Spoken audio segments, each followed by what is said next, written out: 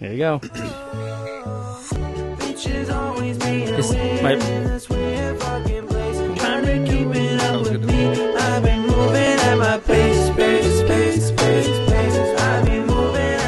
We good? We rolling? Yeah, we're good. That's So- that we went to that stand-up thing. One of my buddies, Matt, this is his song, so Oh, hell yeah. put it on there. Fuck yeah. So I wanted to make a comment on that shirt. That shirt is fucking badass. Bro. And I'll have you know, I wore my stoner shirt There you go. because I knew you were coming on. Hell yeah, I appreciate it, my dog. I'm like, oh. This is a Slinger 1 shirt, and I paid $60 for it. And I would do it. All because he's a glassblower from Philadelphia and Oh, fuck yeah. dope as fuck guy, yeah. So I was like, cool shirt, cool podcast. And then let's check out your shirt, I got Spence. this shit for $1, dude. Dude. Well, they do like assholes $1? live forever. Like that guy Matt has been just. They're doing like warehouse giveaway and shit. So you just, it's like I paid $1 for $100 worth of shit. It was Okay. probably like fucking 45, but still, it was like regardless. That's dope. And it came with a and you don't even know. It just gives you a shirt. I probably wouldn't have bought this on the outside, but it says Oh. it's Coors, don't get cold, and there's like a Yeah. because Coors Light. I had no idea it said that until right now, so. But Worth it came with $1 to me, you it know? came with a fanny pack. That's why I bought it. But the thing is, it wasn't a fanny pack in the picture. I thought it was just a black fanny pack. But it's like have a nice trip. It's like a fucking smiley face, like melting, and it's like Okay. all purple. I was like, I wouldn't really wear this anywhere. I was But just going to say, my buddy has an Assholes Lives Forever Coke tray. yeah, And yeah, I'm like, oh, okay, this brand, I get this brand, this yeah. brand. They have these things where it's deals where it's like things we legally can't sell you, Okay. and they give you a package. And Makes a lot of sense to Matt me. got like this metal. It's like metal straw with like a fin on it for like cutting up and slicing, and making lines for Coke, and then Oh, snorting shit. it. Yeah. I was like, that's funny, man. American dream right there. That's capitalism. Yeah, but Max Banner, buddy. You know what's funny is I never like like when I have people on here, I just go. Like I Oh, just fuck not yeah, really. no, that's what I was expecting. So if I get an intro, I'm fucking hyped. That's cool. No, but I'm happy to be here. I'm fucking got a lot of shit on my plate, but that's nothing new to me, you know? Fucking... Usually, what I do is I just don't say anything, and I have like it was different this time. But usually, when I go, I'm dead quiet. I'm gonna start doing that for every podcast. I start it, and I just stare at you, just wait for you to just start talking. Oh, we're live? This is live? Like, we're going? Oh yeah, now we're going, dude. I know, I was just talking about that. Like how, I forgot what guest it was, Spence, but we were just talking. We're like, all right, this time, at the middle of it, let's just start fucking roasting our guests. I think it was Brandon. Yeah, it was Brandon. yeah. He started talking. You're like, hey, no. Oh yeah, that's what. Let's just disagree with everything. yeah. So we give each other the look. We're like, that didn't happen like that, Brandon. Come on, what are you talking That's about? hilarious. It's like, but guys, you were there. No, man. How you been, buddy? Same old, same old. You know, I got fired from my job, so I'm fucking... Oh, at the Brain Improv? Yeah. Oh, fuck. Yeah, I was giving away free mushrooms to comics, and I guess you can't do that. Oh, So- that's not You should have good. sold him a fanny pack. Dude, that's what I was saying. I had that fanny pack full of mushrooms. But- Yeah, I mean, No, I was there for like a year, almost a few months, and I was... They had my card, my manager, so they knew what I was doing. But then I guess corporate found out. And your card? I have a card, yeah, it's from MaxwellPharms, and I was giving it to comics, and it just basically says I sell fucking nugs and weed. Yeah. It's more professional than that, but when it comes down to it, it's like... So what was that like? They just like called you in, sat you down, like, hey.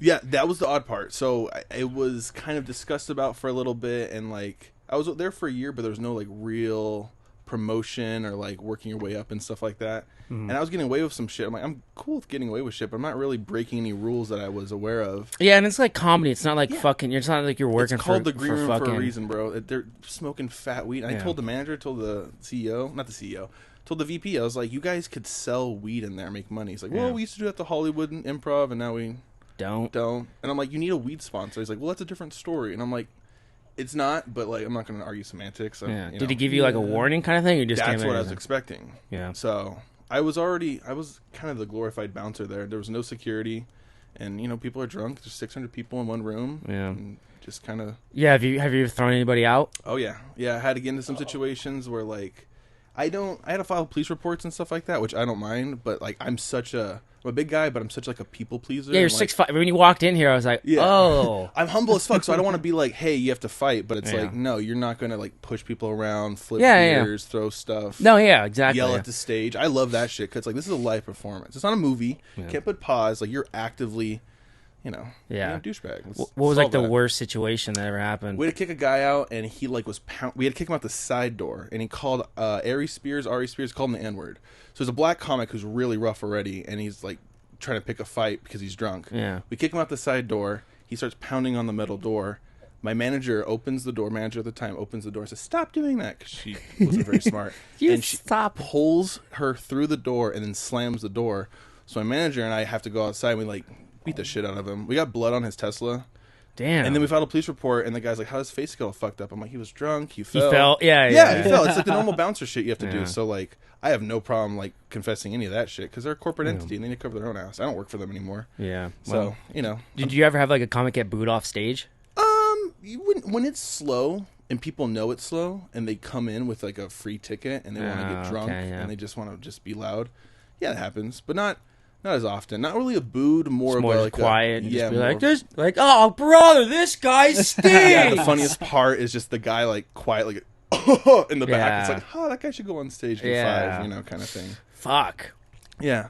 Yeah, dude, but you'd been doing those fucking open mic nights, dude. I was bummed. I missed the last one. I was up north, fucking. Hell yeah, man. So that I hope you hit the next one, but like. No, yeah, I plan on to. I already have a set and everything. Yeah, I got a production company I'm working with. I'm doing some audio visual stuff. I have no idea what I'm doing, and it's kind of culminating from nothing. But people are showing up, and like other places run open mics. They have 9, 10 people show up. We've had 13 or 14 people perform each show. We have like 30 or 40 people. Have a hot dog vendor. Smoke fucking weed up front, like drink beer. It's easy peasy, And so this is all stuff that you're setting up yourself? Yeah, absolutely. I got flyers. I got a production company. Oh yeah. You got like some stickers and stuff. Let's show the flyer, everyone. Every Thursdays on the 20th. Yeah, it's gonna be every other Thursday. Well, not on the 20th. October 20th. Yeah, at Beer Co., which is a brewery I'm working with. But I'm also going to the brewery on November 2nd, which is another brewery. I feel like breweries are kind of the bread and butter. Oh yeah, people love comedy. It's the niche, dude. Yeah, it's not like you're really going to be doing this shit at like fucking Olive Garden. You know what I mean? And that's the thing. It's like I don't want to take it to a corporate place. I want to be a place where you can say whatever. That's why I'm on a podcast. Say whatever you want. Just don't get physical. Don't get too drunk. Yeah, like that's why I'm running these things. I have a stage. I made a backdrop with like shower curtains and put some lights around it. Yeah, dude. It just fucking works. It's a learning experience. Like, even with this thing, it's like there's so much more that come into it, but then you start getting it down, and then like after a while, you kind of like really get it going. But like at the same time, you're always like overcompensating for a lot of things. Like I don't need this 25 pounds of cotton on the ceiling, or like even these cameras. You just need a fucking microphone, and that's it. But like you want to get bigger and you want to like do more things and shit. And it's like it's a hobby, it's a passion. You want to do all that. It's your baby. The first thing I bought was a microphone. It was the 58A beta or whatever by Shure. Beta, beta. This is the one you need. It's $160. That's what I was like, bro. It's called a beta. It was 160. 160. God dang. But it was a Shure, and like it's for live. Like we looked at these. We looked at different kind of ones for like more close, but like I don't know anything about audio. So I'm like, if my audio guys that have degrees are telling me that this is the mic, this is our first step. Yeah, I mean, realistically, even with this shit, like I learned a lot about audio. It's like there's really not a lot of things to it. It's just, plug it in here. Make sure this is in. And new ones coming out next year. New better ones coming out next year, in a year or two. So just make sure it's at the right level and shit like that. But like for the most part, it's like no one's really gonna be. Well, I guess it is a kind of a place where people would scream. Yeah. Like you ever watch Kill Tony? Hell yeah, bro. William Montgomery, when he's screaming and shit like that. I get that, but like a lot of these things like recorders and shit, they have limiters on it, so you don't yell. But other than that, there's nothing more complicated to it. Just I love when people scream, bro. That's why I do open mic. It's not comedy. It's do whatever you want. I mean, screaming isn't a fucking act, but like slam poetry that's really loud, maybe screaming. Fuck yeah, I don't give a shit. Well, yeah, it's like comedy. It's like a very broad term. There's like stand-up type of comedy. There's like set-up punchline comedy. There's like knock-knock jokes comedy. And one thing that I realized about why I like Tim Dillon, by the way.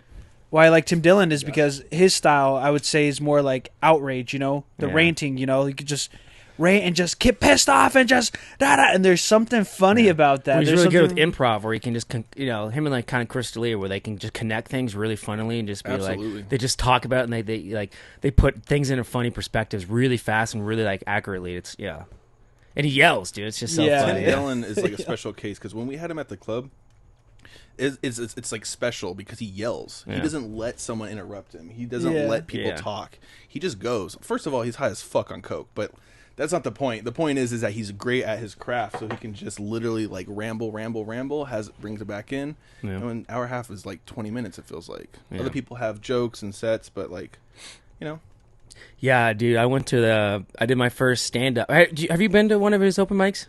You were talking about one of his buddies. No, I haven't made it yet. Well, yeah, so I was like, he told me about it. I was like, you know, it's something I've always wanted to try out, and I'll give it a shot. Like I get pretty much my whole friend group, even Russ, alone. It's like we're all funny guys, Fuck but like yeah. it is Hell yeah. different. Like a lot of people are like, dude, you have no idea it's different. I'm like, no, I understand it's different because it's just you talking to like people when there's no It's your own conversation, version of different, and you what have to I'm like saying? really like critique and like create this like everything transition and shit. I mean, you don't even have to do that. It's just you do whatever. I know it's different.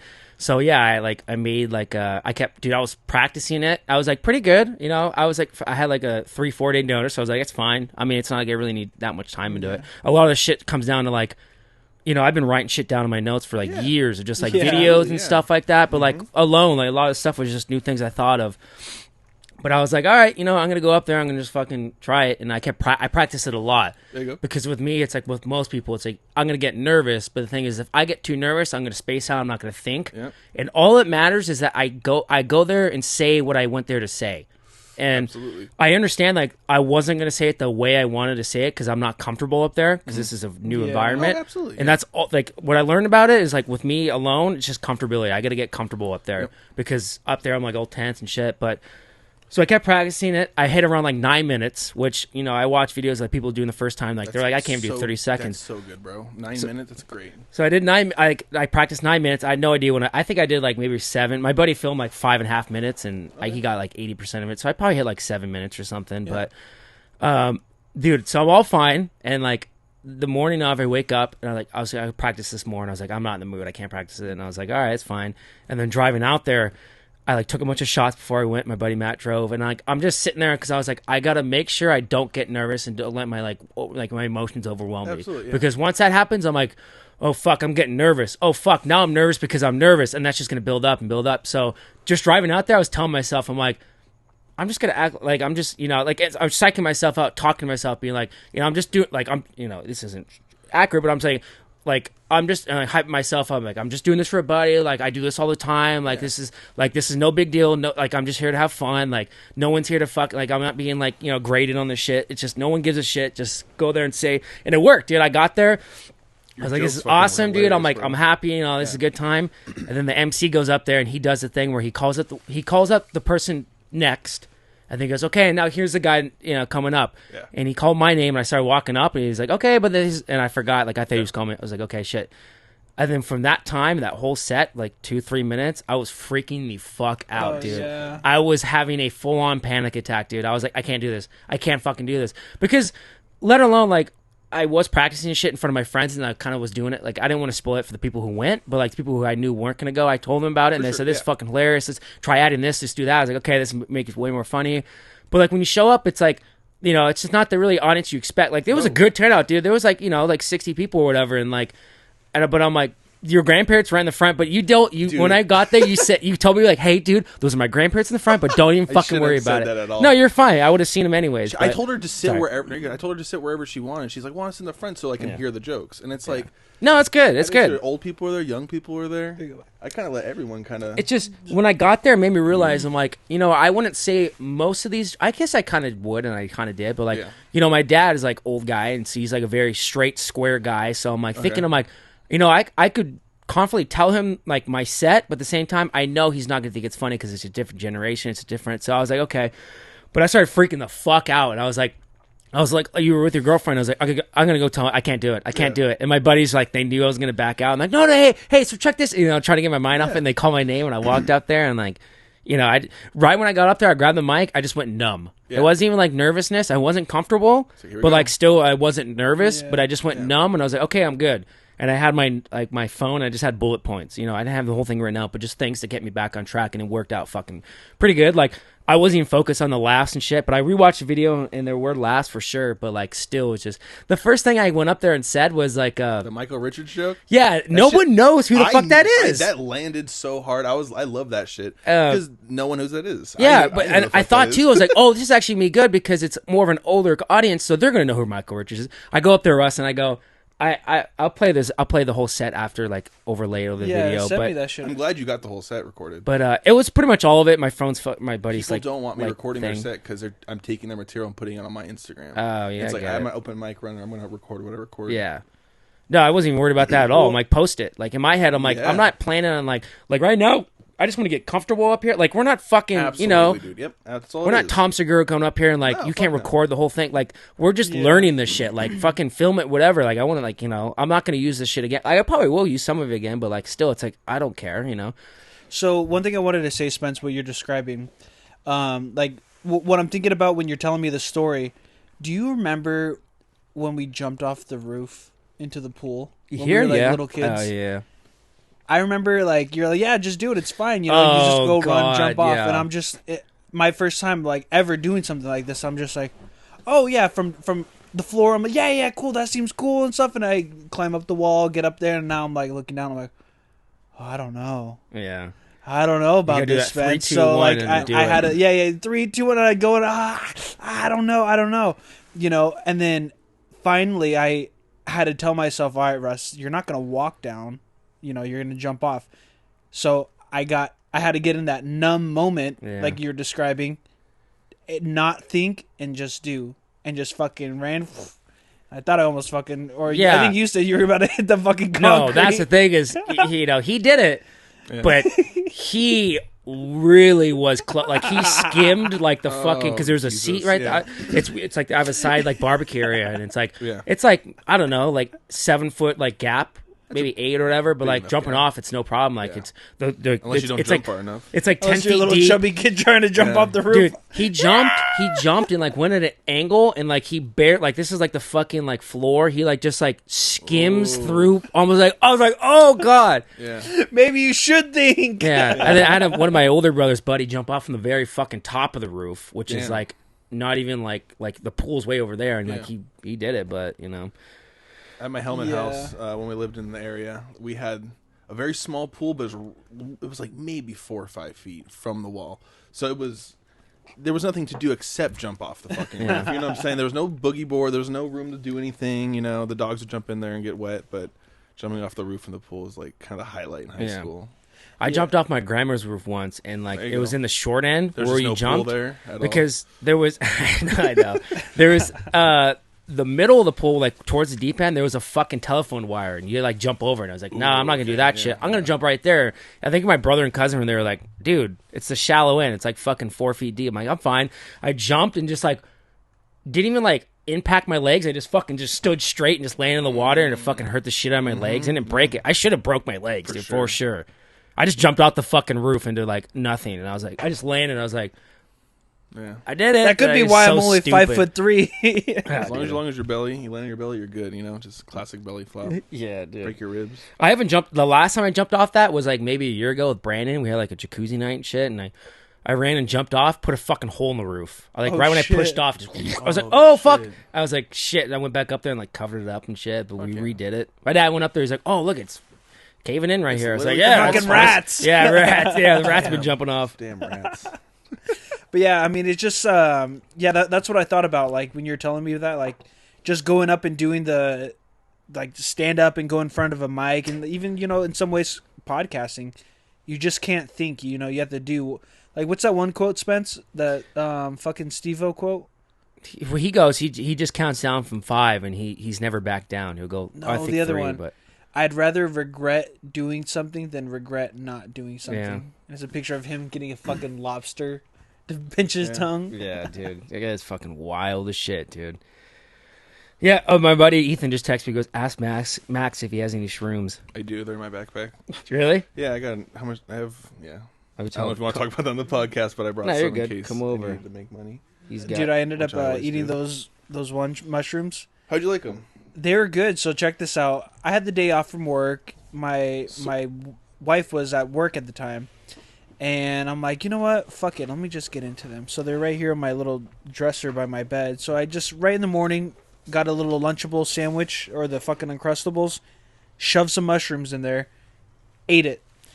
Dude, let me tell you, I had a fucking blast. Like, the fucking ceiling looked like this ceiling. Like, all just pictures and images and stuff. Edibles? What was it? Mushrooms? Mushrooms and, the one and Uncrustable. Oh. I have work right now. No, it's a joke. Or not right now, but soon. And then fucking, I'm good. I'm chilling. She's about to get home from work, and then she texts me, "Hey, we have to go to my parents' house. And Oh, I'm that's like, what? fun. No, not today. No, I've been telling you all week we have to go. Yeah. Fuck. Oh, Do okay. you like her folks?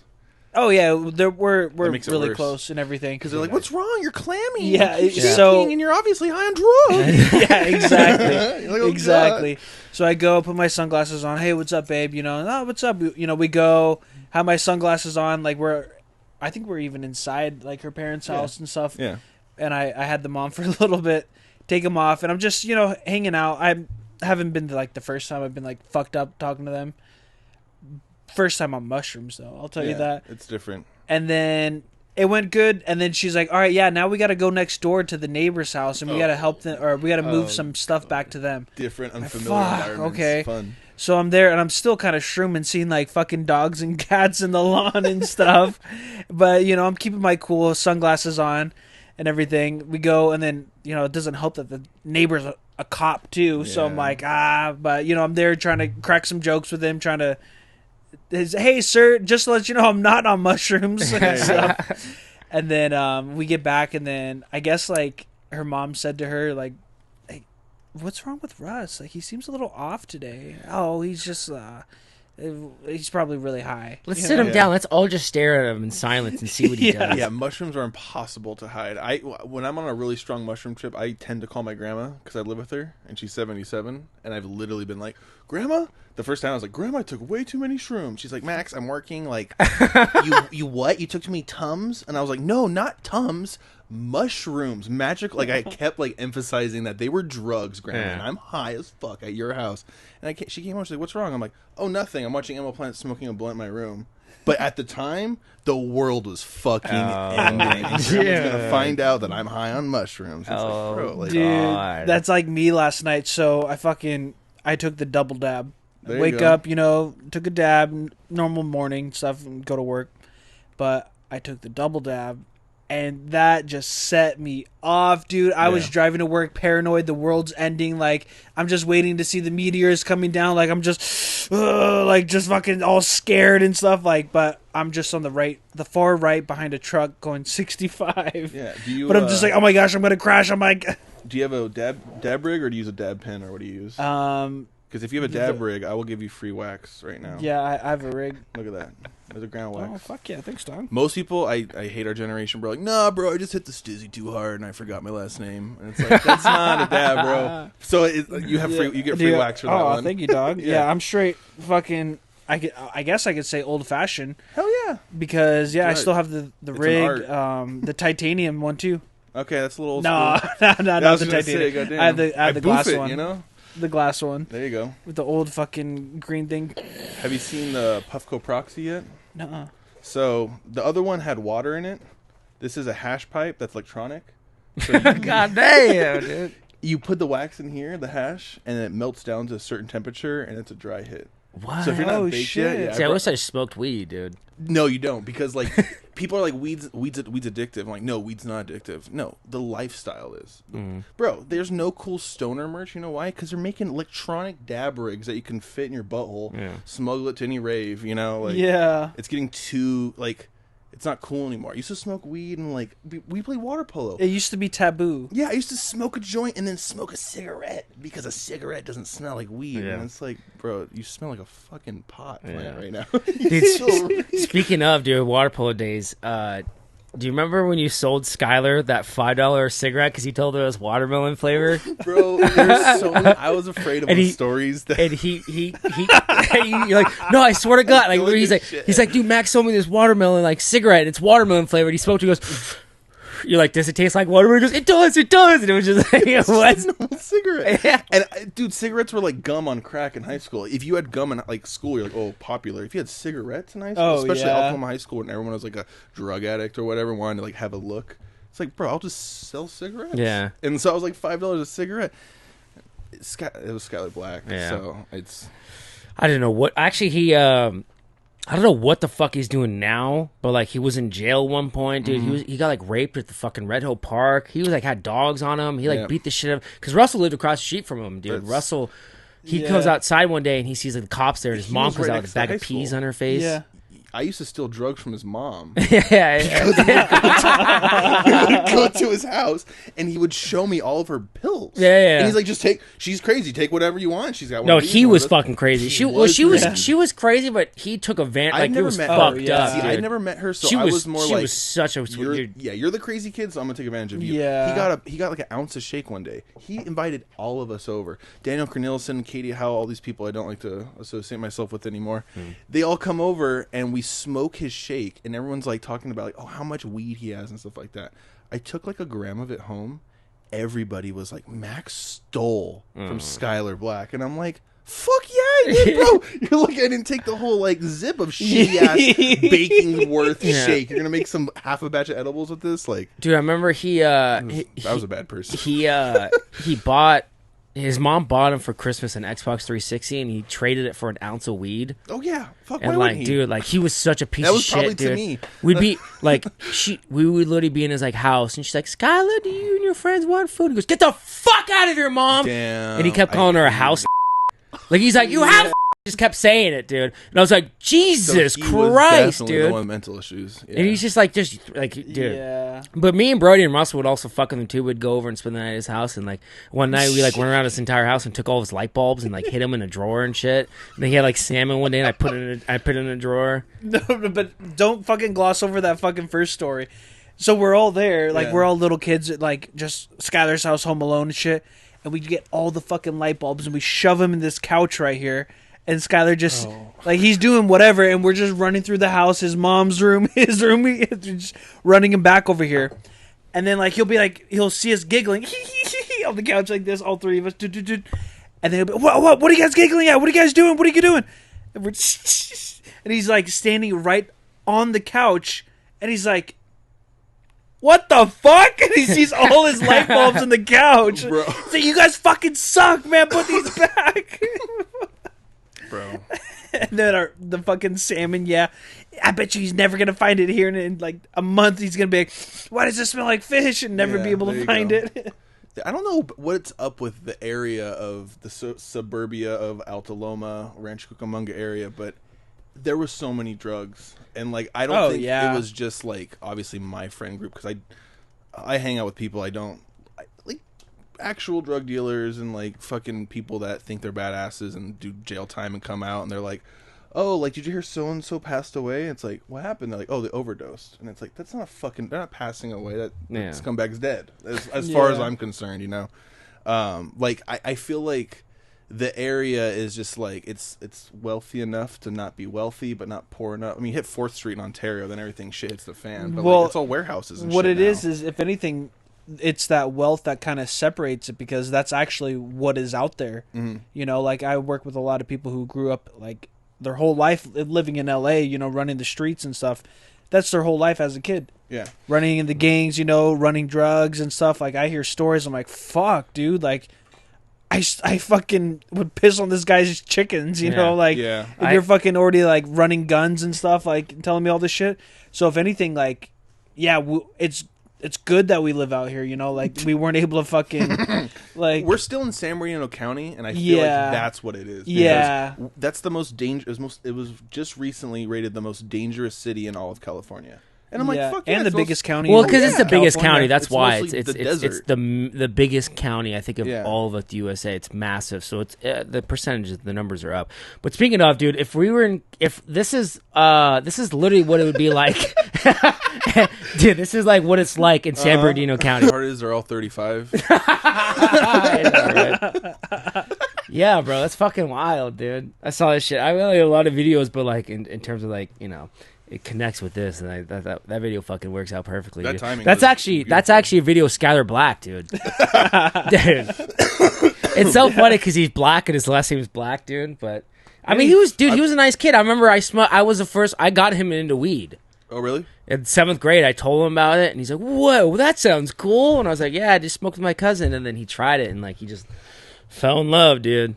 But honestly, I feel that with him because, like, as soon as he started smoking weed, that kid bounced on to, like... Oh, dude, it got bad, dude. This guy was taking everything, dude. Anything that... He would just, like, be chugging just Z-Quil. Yep. Like, NyQuil, just fucking until he blacks out. So, like, fast forward, like, 5 years from this time, and, like, he was just missing, you know? Like, just gone out of the blue. And me living across the street, I would see some fucking Some crazy Some shit. shenanigans. Yeah, shenanigans he always come going he on. always like curling his hair and shit. And I'd be washing my hands, and I'd see him. I go run up. Hey, Skyler, you know, and like come up and like, hey, what's up, dude? Like, how you been and shit? Oh man, you know, I fucking smoke rocks, you know, fucking. And then he'd show me his Instagram, and be like, look at this, dude. This is a big ass meth cloud, and it was just. Yeah, And I'm like, crazy. It's like a vape pen, bro. dude. He moved and changed his name. I went like I don't go on Facebook, but I went on there recently and was going through. I was like, wow, this is like a funny shit. And I went on a post and like some guy named like Ostis Justice or some Jacob Hudson. Yeah, dude, yeah. I see Jacob. I was like, who the fuck's Jacob Hudson? I click on it and it's Skyler, and he's got a kid now. Or at least it's maybe not his kid, but he's with a girl who has a kid, Hudson. dude. What, he named himself like a white he porn lives in star? like fucking the East Coast or some shit. I was like, what the fuck is going on? Because he's here? actually half white. You know, he has a yeah, white dad. his dad is white, but he's very black. So maybe No, he's very black. But his last name, I mean, that's what I mean by that. I No, know. he was a good kid, is his- dude. And then he just got into drugs, dude, and just went fucking Yeah. crazy. I remember I was driving once and I saw him on the side of the road. And I pulled up, I was like, Skyler. He goes, oh, what's up, man? I was like, get in, dude. Where And you the way going? he itched his yeah, head, he's like, what's going on, man? He's always twirling his afro and He was shit. born a crackhead. And he even in elementary. What were we gonna say? when he gets in my car, I'm like, where you going? He goes, oh, just take me off to this fucking gas station. I was like, what? Why? He goes, dude, you get the most money at gas station and off ramps. I was like, okay. And I just dropped him off. I was like, see you later, man. Dude, as a kid, you know, like we all Like, tell me something I don't know. we would all be at recess and stuff, and like I'd have my Fruit Loops, Spencer would have his fucking Danimals, whatever the fuck he had. Danimals. You know, Brody would I've have never his had that. Cheez-Its. And you know, Skylar wouldn't have anything, and what's it called? Fucking. So we would throw our fucking snacks on the ground, and he'd be scraps. Oh no, we wouldn't throw at first. You know, Holy- someone we would would be throw eating it their on the floor, Cheez-Its. yeah. Well, it started off like, you know, like, oh, I dropped a Cheez-It, scrap, and he would eat it like that, and we're like, Damn, no five. Hey, In a is it- preference, he we're like- wasn't poor. It wasn't like he couldn't afford Yeah. food. That's He common just that shit. he just never really just fucking brought food. Yeah. he was totally fine, like financially and shit like that. He was totally good, but like Yeah. we like, hey Skyler, just cheese it, throw it on the floor. He's like, scrap it. yeah. You Once just we eat found shit off the amusement, dirt and stuff. once we found that it was pretty funny, yeah, then we started. To Yeah, it was fuck a with fucking him. bit. yeah, I and then was he gonna got a say, dog yeah, and he named stuck it with it. Scrappy too. And I don't know. That dog is for sure dead. There's no way that dog's Oh, not yeah. dead. Rabbi. He fucking would like eat his heroin and stuff. Like, that's Yeah, fuck- it was Poor fucked, dog. dude. It's kind I of would sad, fucking- dude. Huh? I'd fucking kill my dog if I ate my heroin. Yeah, That's my job. It's sad. I don't know what. I hope that dog died just of old age and not like he sold my it for an ounce of weed. But My fucking dog ate a little gram of weed, There you go. and she was just like baked as fuck.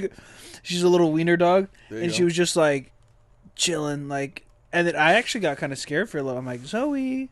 She would kind of open her eyes and Zoe, I got a good dog. Zoe, and she's edible just like story. not moving. I'm like, hey, wake up, Yep. dog. Yep. Oh shit. And she's just all high guy. Yeah, the eyes are fucking- open, but they're not moving. Yeah, Yeah. yeah. What's your story? So the dogs basically don't have the same, obviously, cannabinoid receptors in their brains. So when they get high, they just get poisoned. So they're just like, I can't move, I can't. We get Oh, high because we have the shit. receptors. They're like, oh, I'm smoking something. the I Katie can't really- chocolate, it's different. Yeah. But I left out. I didn't even leave it out. My homie, my sound guy was over, and then my friend came over, and they wanted edibles, and I brought a bag of cookies out of the freezer, and nobody ate them. And I was like, what the fuck? Because I didn't know that until the next morning when the dog got onto the counter, like got up and like pulled the shit off the counter, whatever happened. He got into the edibles. And I like confronted my friends because we're all like hungover and shit. who the fuck like left the edibles out and they felt bad and shit like that? He was fine. My grandma took him to the vet $600 later because it's, you know, cannabis Yeah. poisoning and they're going to charge a grandma when they see money. So they're like, your friends need to pay or whatever. And like it made it super fucking awkward. But I feel like the moral of the story is like my dog's down. My dog's like my dog's hiding the evidence. My dog's not like a fucking narc. He's like, nah, these are fucking good ass edibles. They killed me almost. It's like, you know, I respect that in him. You know, I've talked about it on here before, but so I don't really like smoking weed just because I just don't like the way it makes me feel. But I've always heard edibles are different. So I'm like, you know, I remember in high school people were like, just eat like fucking Rice Krispies and shit, and everyone just okay, bell rings, everyone hops like just does their own thing. I'm like, well, I want to do this, and I have a buddy who's his brother. Well, he's my friend too. I always fucking, you know, and his wife just buy all kinds of just like ounces of weed, a bunch of edibles and stuff. And I was talking about it, and his wife's like, "You want some?" I was like, "Yeah, sure." She gives me like a chocolate bar of edibles. It's 100 milligrams, but each piece is 10. And I'm like, okay, I hear people taking like 100 and they're like on a good level and shit, something like that. So I'm like, I'm gonna take 10, dude. I had like fucking 10 people over here. I had a barbecue. There was like girls here I like never met before. I took the 10. And like I'm starting to get high. I was like, okay, this is probably like the max. This is like pretty cool, bro. I got every hour got so like increasingly higher and higher. I almost went to the hospital, bro. Oh yeah. I was freaking the fuck. I couldn't. It'll happen. I bro. couldn't even make conversation. I thought like my consciousness was talking to me, and I'm like, I'm dead. Yeah. I'm dying right now. And me and Matt Ryan were walking in my backyard for like an hour and a half, dude. Damn. And I'm like, dude, hey Matt, am I fine? Like, dude, like just talk to me, man. Like I'm gonna fucking die here. I was skipping through time. I was fucking jumping through time, dude. I was losing my fucking mind. We don't make edibles like that anymore. It took me till 3 a.m. to talk, and it was still like caveman broken English, where I was like sitting by the fire. I was standing by the fire. I was like, it's cold, it's hot here, cold there, and I was like, dude, this is so bad. Now, I woke up high too. Okay. And like, well, also real quick, when you take edibles, it like stores in your system, and you're fat and shit like that. Yeah, it stays for 2 days after that, any vigorous time. movement, I went out to take. It was Tuesday, the Wednesday morning. Vigorous movement. I went to take the fucking trash cans out. Falling apart. I took the trash cans out, came back in. I'm like, why am I fucking high? I'm so high right now, dude. I couldn't escape This it. Like, sucks. 2-3 days later, I do like 4 miles a day on the treadmill. I hop on the treadmill. I do like fucking like a fucking tenth of a mile. And I'm like this. I am fucking so high. Wow. That's so funny. I was like, I can't literally escape like this that shit. was me yesterday. Actually, no, like you were probably a couple stages higher than me yesterday. Like I was fucking beyond faded, but yeah, dude. I thought if I you're was gonna bouncing die. through time, yeah. I thought I was legit like died. And I was like, I gotta go to the hospital, man. Yeah. I have like this is bad. Does that ever happen to you, Max? Like, do you ever get like so high where like you just start to like? Yeah, you're just talking about. He Almost calls his like- grandma. Well, I was gonna say, off mushrooms weed, are though. Yeah, different. no, they are different. Off weed though, like with weed now, man, it's so.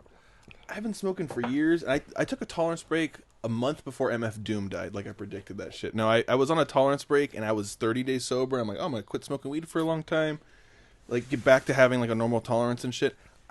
I lasted 30 days and MF Doom died. I smoked a blunt to myself and then I smoked every day after and throughout the day, and it's just what I do. And like now I take dabs and like. Yeah, I don't know. It's good though, tolerance break, because it's like you're smoking so much weed to get to where you want to be, but like because you have high tolerance, it just gets you. I want to get super baked. I'd hit this a couple times. We're gonna hit because I'm gonna get him super baked before he goes to work, because we're already 2 joints deep. But I have hash rosin in this Puffco, and that's like 80% THC, and it's fresh pressed, and it smells like rainbows.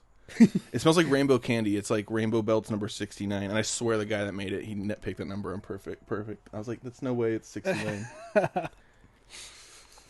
So do you ever get like just high to the point where like you just like you're just looking, you almost just question reality and shit? So I'll eat edibles that they're called Cali Gold. It's a brand I'll rep the fuck out of them because I buy all my edibles from them. I buy my carts from them. They make distillate, and they make the best distillate, and they're located in Orange County, and their gummies are 500 milligrams because in California you have to have 100 milligrams from the dispensaries. So these guys make actual medicine. Yeah. And these gummies are 25 milligrams, and you eat it, and it tastes like gummy, but then it tastes like wax, and you're like, these are going to kill me.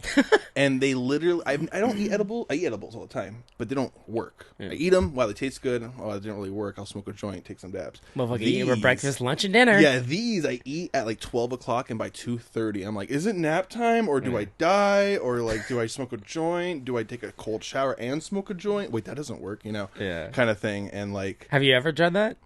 oh yeah, it's called Jamaican shower. So you literally hotbox your bath. You take a bong, whatever you want, bong, whatever. Hotbox a bathroom with music playing, lights off, hot shower. This is some freshman shit. This is like high school, like first time smoking type shit. But you just get super baked, and it's like stormy and weird, and you get paranoid because it's like hotboxed and like cloudy and shit. Which I feel like it's get hotboxed in here. Yeah, no, definitely is. I'm getting a little high from it, but I was gonna say, no, you're good. Off topic, dude. I see a lot of tattoos on you, man. I got fucked tattoos down, man. What do you got? I see. Oh, okay. I just saw dealer. Shoot your local heroin dealer with Calvin pissing on a syringe. real quick, Yeah. I want to talk about all your tattoos real quick. I have a all of buddy them, damn it. named Jaden Yeah. who's got a tattoo on his arm, and it says "Skate and Destroy" because he loves to skate. That's a skate company. Or But something. Oh shit. when he wears regular shirts, it cuts off like the fucking first part of it, and like he was in class one day, and some guy goes, "Who's Kate and Troy?" He goes, "Huh? Who's Kate and Troy?" And he looks, and his shirt's covering up like the fucking first like part of it, and it just says Kate and Troy. He That's goes, hilarious. He goes, "Oh my fucking god!" He goes, "No, it's Skate and Destroy." But I'm like, Hell yeah. if he's ever wearing a shirt in public, it's like it just says Kate and Troy. I'm like, There you that's go. so fucking funny, There you dude. go. That's not as bad as one of my coworkers when I used to work at UPS. He's all this fucking gym rat, just a total typical like Chad dude. Yeah. And he's like, he comes to. Sorry, my bad.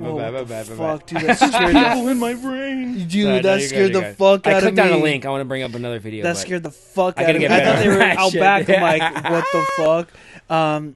So he's a total Chad, and he just comes to where, hey guys, check out my tattoo, and he's a ginger guy, and it's a big clover, Okay. of like a fucking whatever, and it had Just like whatever Irish. on there, and then we're all, yeah, fuck yeah, dude, that's cool and everything, and then like one day he comes to work with a shirt on.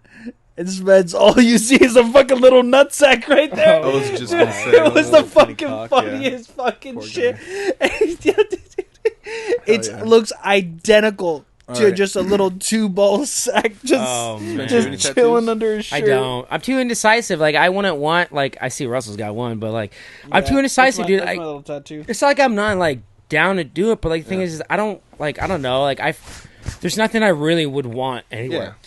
Yeah, Like I say, the only time I would ever actually do it is if it came with a crazy memory, where if like I'm at Justin sure. Bieber's house and like See. I always say that shit, like just refer to Justin Bieber. Like if it was a crazy fucking Yeah, time, someone remember, and he's yeah. like, "Let me tattoo like something on Fuck you." I was it, like, why "Okay." wouldn't you? Yeah. I would do like a lit thing, like I play fantasy football, and like one of these days I Lose a want to bet, like yeah. have a loser just Yeah. like tattoo like the last person's last name in the back, and There you go. But Tattoos are addictive, man. I'm just not, I don't know what I would Better off want. alone. Like You you know? get one, it takes you 5 months. You take the next one, takes 5 minutes to figure Yeah. out, and then most Yeah, of I'm my not shit's- worried about the pain or anything. Yeah, you're covered, dude. It's traditional, so you kind of fill a spot, and then more comes in, and Is that AK-47 on it's you? an AK-47. I just got one of those Yeah, actually. There you go. Yeah, that was my first rifle, so I got that tattoo. I Yeah. got FTP, got pot leaf, fuck the population. Got this Reaper done recently because fucking guy wanted to trade for weed, and he's an actual artist, and he charges like $300 an hour. He's like, for you, I'll do 200. I was like, what if we make a deal? And he's like, bro, I'm more than down. And I'm like, okay, because I thought it'd be offensive. You don't go to an auto body shop and be like, hey, bro. I mean, I have, and it worked, but like, That's the old days, dude. Yeah, They used to it's not be barter money. It would system, be like, bro. let me trade you some eggs Yeah. for some milk, you And know? it's a People still commodity. do that up Yeah. here. Like everybody Wade. Wade, he's got fucking Fucking chickens. Wade, He'll hell go down yeah. the street, give somebody a fucking carton of eggs, and they got cows and shit, and they give him milk. bro. Or not that's- milk, or that's- some shit like sounds that. like you know? Wade. Fuck yeah. Hell yeah. I wanted to have him on. I told him to come on, but, he's always doing And then weird Broders, shit. he's in Vegas now. Yeah, I wanted to have. Damn. I kept thinking, I'm like, I want Brody on here, Dude. especially. And that was the first person I want Broder on here, so he can be on here for two. But like, he's in Like Vegas. a water and- polo reunion. Yeah, Good for no. him, though. I just saw him up there. He's like, dude, Bartending and he shit, works right? for like Yeah. a fucking like really like nice. I Congrats. just went there with Hell my yeah. dad like last week in Vegas. He wears a 3-piece suit and shit like that. He's a There you go. bartender and like a full on like fucking not dive Those bar. tips, Like bro. he's Yeah. like he's got like. He's like let me make you something, and like I was like okay, and he's got like fucking just all like he's pouring like all kinds of shit, and he's got shakers and Yeah. shit. He's got ice cubes, and he puts this iron like stamp on it with the iron like vibrates the fucking ice, and it stains their brand in it and shit like that. So Holy he's always shit. doing that shit, dude. He Fuck loves Are you it. yeah. picky with your liquor? So you because Not really. Care, The only yeah. I just don't fuck with anything smoked. I don't fuck do with smoke smoked. shit. Really? I like Like, sweet drinks. I'll drink some fucking. I'll drink anything, yeah. I'll My drink grandma a drinks fucking vodka. I strawberry margarita. I'll prefer bomb, like yeah. if I go out, I prefer to have like something like vodka cran or something like that, something light because like carbonation shit like that or something really sugary. I'm like it's gonna be like later, like I'm gonna have a stomach ache or I'm gonna have a headache and shit like that. So I just go like I'll get me fucked. Like usually I won't get beer because beer doesn't get me anywhere. Yeah. So I do a hard alcohol and just like something light where it's like cranberry like juice, Yeah, so I'm not juice like is easy. it's just straight just like vodka The with just like carbonation's like my guilty pleasure. It fucks my stomach Yeah. up though. Oh yeah, no, Oh, like I yeah. have like sodas and shit. I drink that all the time. Like I'll do Jameson Yeah. ginger ale, but like, I'm just like, if I'm going crazy tonight, I'm just Tequila gonna keep it, White like- Claw for me. That's There a you go. thing? I've never heard of that. Well, I mean, separate. probably makes sense. Take shots of tequila and then sip on some White Claws. Speaking of, back to the tattoos and also like drinking is we usually go to this bar right down the street from me. It's like the most like popular bar in like Rancho. It's called HK's. That's where everyone goes. Every time I go there, it's always a fucking family reunion where I see people from high school. I'm like, dude, it's always crazy there. And there's a bouncer there who, before he was a bouncer, he was like, he just went there and we met him and like kind of met him. Like he was friends with like one of my friend's brother. He had an apartment and we went back to his place. And this guy, dude, is like this big. He's actually like 6'5", like just like you. Yeah. And he goes back. We're at this apartment and it's like fucking 2 a.m. We're like, this guy gonna leave or whatever. You know, we just kind of met him. He's kind of a little weird guy, but he was fine. You know, it's no big deal. He takes his shirt off, bro. He takes his shirt off, and my buddy Corey's behind him. And he's like pointing like behind him. He's like, dude, look at his back.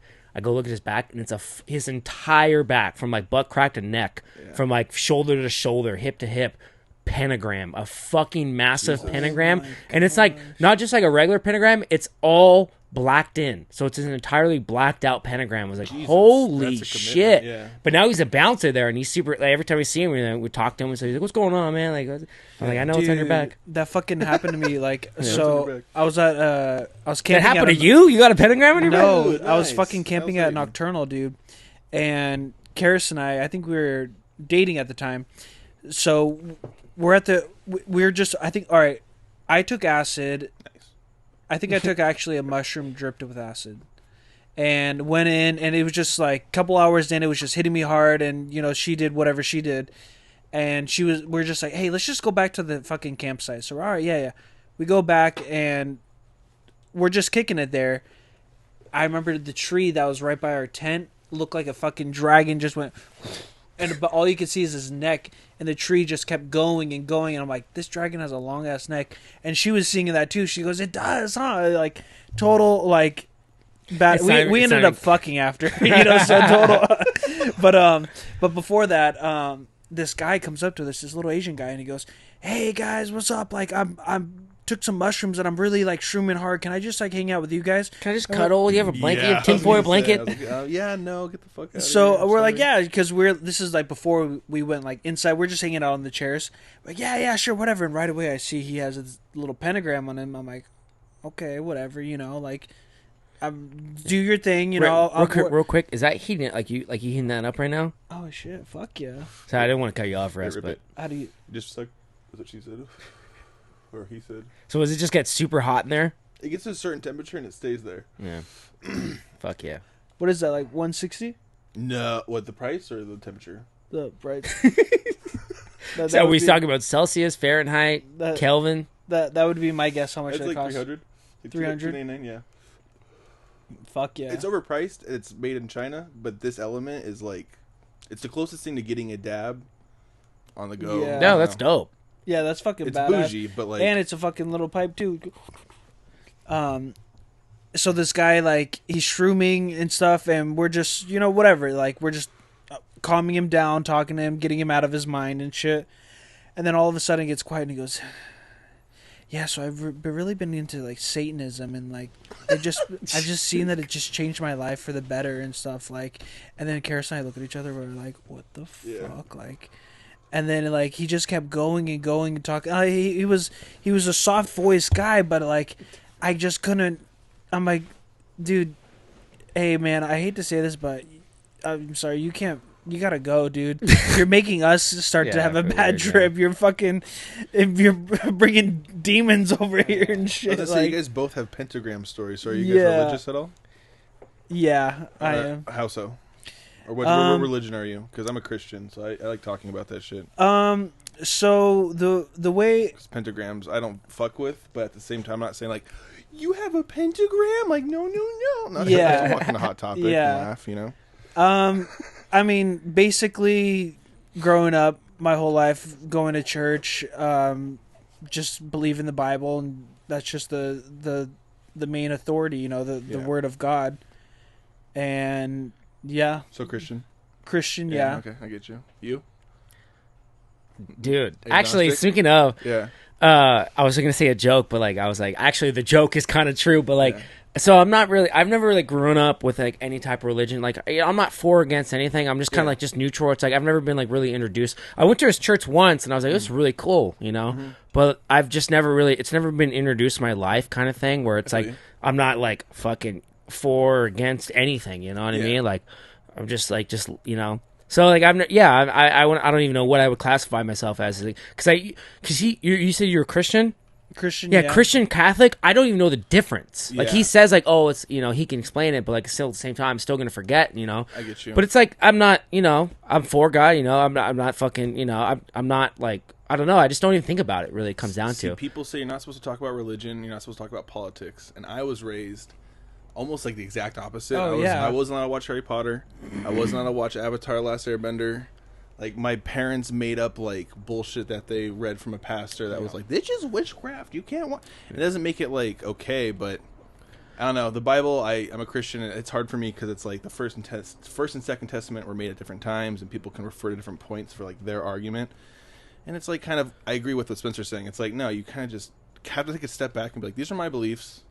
I don't like killing babies. I'm like, yeah, it's like murdering I people. think everything just come down to like you know? moral, like regardless of like Yeah. what religion belongs to what like aspect Yeah. of just being like you can do this, you can't do that. I'm just like just morally just like whatever just seems right to me. When and I just see the kind of whole like I'm not full. pentagram shit on a shirt or a tattoo, I'm like, this guy was so edgy Yeah. at like 25. That's the thing. I'm This like, guy dude, was going yeah, hard, I you wouldn't. know? It's like I wouldn't wear a fucking pentagram on my shirt versus I would also wouldn't wear a fucking picture of God like, or Jesus on like For you sure. know. That's Yeah. exactly how I It's just feel. kind of like What like crowd are you playing to, you know? See, it's like I don't need religion to really put me into perspective of like it's like I get it, like it definitely benefits somebody who's just off the fucking ends. Yeah. But like me, it's like I've got it's really like a path where just like it kind of gives you like a good idea of just like good perspective of just like like faith and just like good vibes and just like optimism and stuff like Absolutely, that, bro. which is awesome. But like with me, it's like I'm always just thinking about that anyways. And it's Yeah. like I don't Have you done you don't smoke weed no. and you drink. Have you done mushrooms or anything else like Yeah. that? wait. Before we jump on That's that, close to getting I mean, to I've done God. everything pretty That's much, kind of but a except for like meth and spiritual- heroin. But like Okay. I'm a big See, that- try you something just for saved the that to first me, time. you know? I don't so like on that topic, so basically, like if you think about like my answer, you asked me what religion am I? I didn't really give you a specific. Oh, I'm this because here's my beliefs on that. I believe that modern times, religion is almost looked at as Oh, in yeah, a society's it's- perspective a badge. Oh, I'm this, but like religion is not the same as it was. Nuh-uh. It's Not like- at all. It's So it's dude. It's like Declining, it's it's dude. so It's bad. like That's why I want to talk 30% about of people who are actually religious now. Yeah. because and like it's like this. Max, did you ever know that like I grew up going to church like basically every Sunday? Yeah, Yeah. dude. We would Oh, go to like, Brody's did you know house that? Saturday I nights. didn't He's know like, I gotta that, go but home. like the way you were So- talking, I kind of got that vibe. So my point is, Especially if you like read the Bible, like you do these things in secret, Yeah. like you don't say, oh, I'm this, you're like when people do that or say, oh, I'm wearing the shirt with like the hands or whatever, or like have the cross. More good. That's great. I don't want to ever denounce that, but the way that I makes was you happy. raised is, like when you read the Bible, do it in closed doors. Yeah. Don't be like you asked me that Shoving one it down question. someone's fucking throat. Exactly, yeah. like, but when you have a conversation, like, yeah, let's talk about it. Like I love talking about Yeah. like the Bible and stuff, but like also at the same time I respect that, hey, that's not how society, people don't talk just only about the Bible. There's other Absolutely. conversations. Gives good Yeah. guidelines And on stuff. how to live life. Yeah. And one thing I wanted to say to you though, Spence, is like, so it Yeah, is- I don't like you, dude. Now we're So- bringing up religion. Yeah, Go to yeah. hell, bitch. yeah. Well, no. I just wanted to throw you this question. So if the Bible is, guidelines for how to live your life, then what would be after? What do you mean after? Like after? Like is After it the this book ended life. kind of thing? So Oh. if it was only just Oh, I about see what you this mean, yeah. life, what about the before or the after? So we come from monkeys. Just kidding. Before and after. I mean, I don't know. Like you're talking about like what happens when you die, kind of thing. Yeah. Yeah. I Or mean, not even just you, but just time, like as time goes on. I kind of abide by like the religion, like Catholic, I guess, Catholic or Christian idea, where just being like, if you're like I'm not set upon it, but I'm also like, that's in the back of my mind of just being like, if you're good in life, you're not fucking killing, you're not doing stupid, absolute, insane shit. Where it's like, Yeah. I'm like going by that regardless whether what happens after life, but like I still would consider, like that's like a back detour kind of thing. I don't know how to explain it, but like, you know, I'm like following the idea of, you know, you live it like a good life of I just get what you're trying to not say. not doing sins and shit like that, like not like drinking kind of sins, but just like, you know, the fucking, you know, murder, rape, and like, I'm obviously not gonna do any of that, you know, but like I'm thinking like, you know, I'm not gonna do that regardless. So like, you know, if there is a heaven, yeah, I'm aiming for it, you know, I'm like hoping to get into it. Like I'm not trying to aim for hell and shit like that, but like I'm also like not set upon being like, I'm not gonna do that because I'm not gonna get in heaven, you know, kind of like situations like that. But like, yeah, I'm definitely. I've considered just like situations where not even situations, but just it's always in the back of my head where it's like good deeds gives you a good plate, you know. Fuck yeah, bro, it's karma. But I don't know. You don't know what happens when you die. Yeah, you could just be just complete, you know, blackness. You know, I feel like there's just, you know, so I did reincarnation die. or whatever. You know, I overdosed 7 years ago. Off what?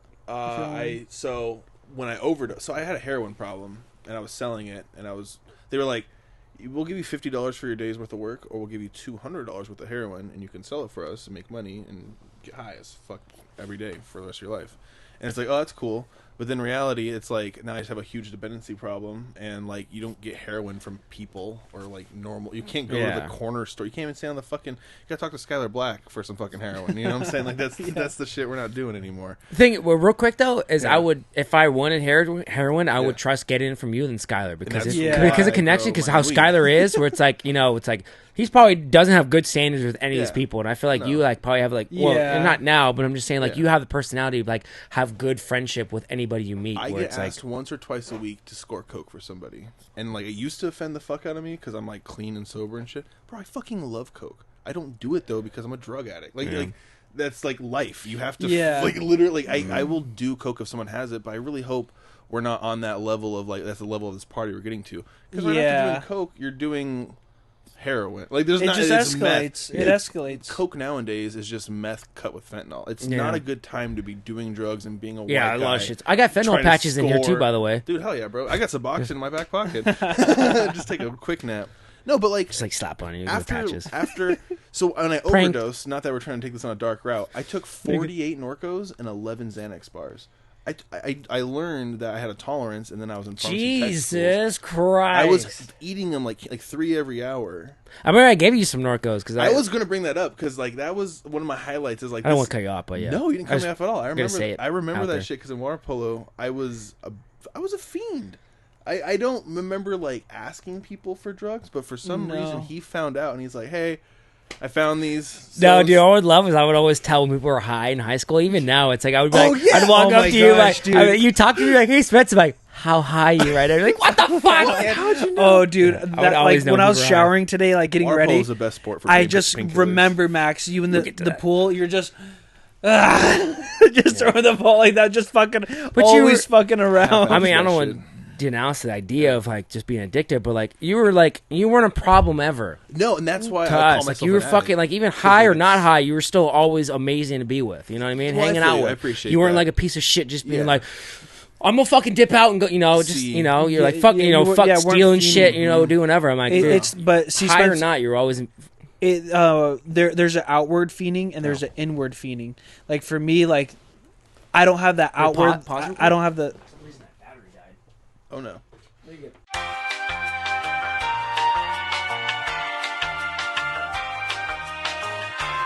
How much file space is this going to be, you think? Like if I was like, hey bro, send me the podcast, you're going to be like, nah, fuck that. Fuck, I don't know. Maybe like in not 4K and just like 1080, which is usually like the ideal. Totally fine. I don't know, maybe like 80 gigabytes, but I might be under now. I don't know. I haven't looked in a while, but it's fucking heavy. Like 4K, like these cameras are fucking dominant for like filming and recording. But if I set it to 4K, dude, one of them would be like 120 gigabytes. Whoa. The thing is that's kind of like unnecessary because the human I don't want to get off topic, but like when I take all these SIM cards out and I put it all in like I put it on my hard drive. I want to save everything first because even like I did a podcast last week. I haven't even edited it yet, so I want to make sure I have everything saved first. If anything happens, it's all like saved, and then from there, like that takes a while. Anyway, it's like half an hour for each one of these. Yeah, and then I transfer it over to Final Cut, which it like fucking has like an editing software. It renders everything, and then from there I have to like cut it all like quality in half so I can edit smoothly. And then from there, I have to like synchronize everything from all these camera angles, like so everything's like lined up with the audio. Yeah. And then from there, merge all of them together in one space, and I have key numbers. So like when you're talking, I switch to you. When Ross talks, I switch to him, and like cool. Back and forth, do all that. And then that's kind of like what you would think of like editing, but like there's so much more time putting into it. How much does it take to edit one podcast, you think? And I also, what I do is instead, because we're at like an hour and 5 minutes already, which doesn't even sound like it, which is fine. Like we can go as long as we want, but like when I put it on there, I speed it up like 100, like almost like twice the speed, like a little bit less, because all I'm doing is like sometimes I'll just close my eyes when I hear you talk. I switch to you, me talk, switch, because it's like, you know, that's really all comes down to editing. It's just switching camera angles from what I'm doing now, and I do that. It'll take, you know, I don't know, a few hours, because when I show a video too, you know, I have to put the video on there and I crop all of us out and I overlay it, you know, and that takes time. Like I did one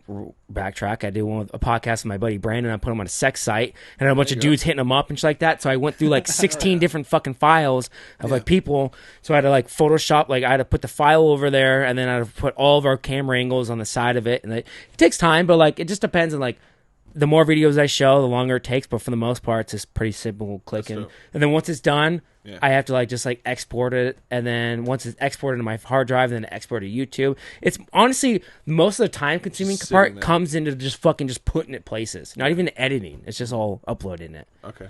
But sorry, as you guys were saying, the camera's good. I guess the battery died. But I think we were talking about me doing drugs. Yeah, and I was saying something about like, there's the outward fiending. Like when we were young, you would look outside Brody's window and you would see Skylar going through the ashtray. Yeah, he would. We'd come over and sneak cigarette butts from like the ashtrays, and his mom caught him once. Yeah, so that's Skylar, what are you doing? That's like outward fiending, but like inward fiending is just like, you know, inside. I really need to fuck my vape, because like that's what I struggle with. You know, like with my vape and shit. Like not like right now, but like. I've been challenging myself to leave it in the car when I go to work rather than just be able to hit it, you know, but like at first you're just like fucking like, yeah, bro, you gotta nicotine is a great drug. It's a drug. I have to say it like that. Yeah, no, it is. But like the delivery system of vaping it or cigarettes is shitty. So like when I'm working or if I have stuff to do, I do snus patches like from Camel. Those are bomb as hell. You put them in your lip. You don't have to. Wait, is it like it looks like cinnamon? Cinnamon and it looks like it, right? And in like a little tea bag. Yeah, but you don't spit. Oh, okay. Some of them you have to spit, and those suck because it's dip, like legitimate dip. These are just kind of like sit and forget. Yeah, like, I met a guy. The oral fixation of sucking it. I mean, a vape. It's just like, this, just holding something. Yeah, you know? so it's. I met a guy who like I had a Juul and like Flagstaff in Arizona, and he's like he's like, I got Juul. Like, yeah. And he goes, try this, and it's like a little cinnamon thing. He goes, just grab a little pinch and snort it. And I was like, okay, I'll try it. And I did it. And he's like, I was like, what's that like? He's like, it's like hitting that 5 times. I was like, one's good enough for me, and I did it. It was like, it was very old school. That's snuff with an S. Yeah. So snus with an S at the end is like the pouch. It's all just tobacco. Yeah, have you seen Zen, where the nicotine pouches you put in? So I got one of those from someone at the club, and he was like, hey, bro, have one of these. And then, like, he gave it to someone else. He's like, what are those? Like, I don't know. I found it on the floor. Oh, God, motherfucker. Like, you just give me random shit. And it was one of those. And that has a lot of nicotine in it. Yeah, it does. I'll do it. And it hurt my lip. I bought one at one point, and like, I had to take it out after a while. It got fiberglass. Well, like, when it's... The pouches are different, but like when you have like straight Copenhagen, I remember like we were hanging out at this guy Tyler's house. We one of our buddy Andy would always have dip on him, and I would do it. And if you did like 3 times within like a day, the bottom of your gums were cut up. And I remember went to the dentist. She's like, "Why is your gums all cut up?" And I was like, "I don't know." Razor blades, yeah. Well, the pouch, the pouches. Nails for breakfast with no cereal. Without any milk. Yeah, that's what I meant. Yeah. Fuck. No, you're good. You're good. Yeah, dude. It's they're, you know, it's addictive. Yeah, I remember that, like, when we used to dip and stuff, like, but now, like, it's just like some of those, like, liquors that you have, where you're just like, you smell it and you just can't do it. That's how dipping is for me. It just, I think about dipping and I just, like. I drank dip spit one time, and that was enough for me. Oh, God. Yeah, at a party, just drunk and not paying attention to a drink. Or, bro, when people spit into a can and you think that's your can. Yeah, like a beer can, you're drinking their cigarette buds in there. Brody's going to listen to this and be like, fuck you, Russ. That's what he did to me in the Mountain Dew. We were playing, like, games in his movie theater room, fucking on the computer and shit. And then I have my Mountain Dew right here. He has his over there. And we're dipping. I'm spitting it right there, and then he moves his, sips it, all warm and gushy. Goes, Russ, you've been spitting in here, huh? Oh, I was like, I'm gonna throw up. And he fucking ran God. outside, About that shit. cleaned out his mouth in the pool and shit. I've done that once. I drank a beer can with like a bunch of cigarette ashes and buds in it. And I was like, oh. Yeah, I was like, wait, hold on. Bud Light. Let me try everything Yeah. twice. not Oh, bad. it's not a Modelo. Max, one thing I wanted to ask you. Yes, sir. So I want to hear. He's like, are you gay? Do you find me attractive? I want to hear No. your But yes. He's most. attractive. I want to hear your most psychedelic story Oh, damn. of like visually seeing stuff. Like an actual hallucination? Yeah.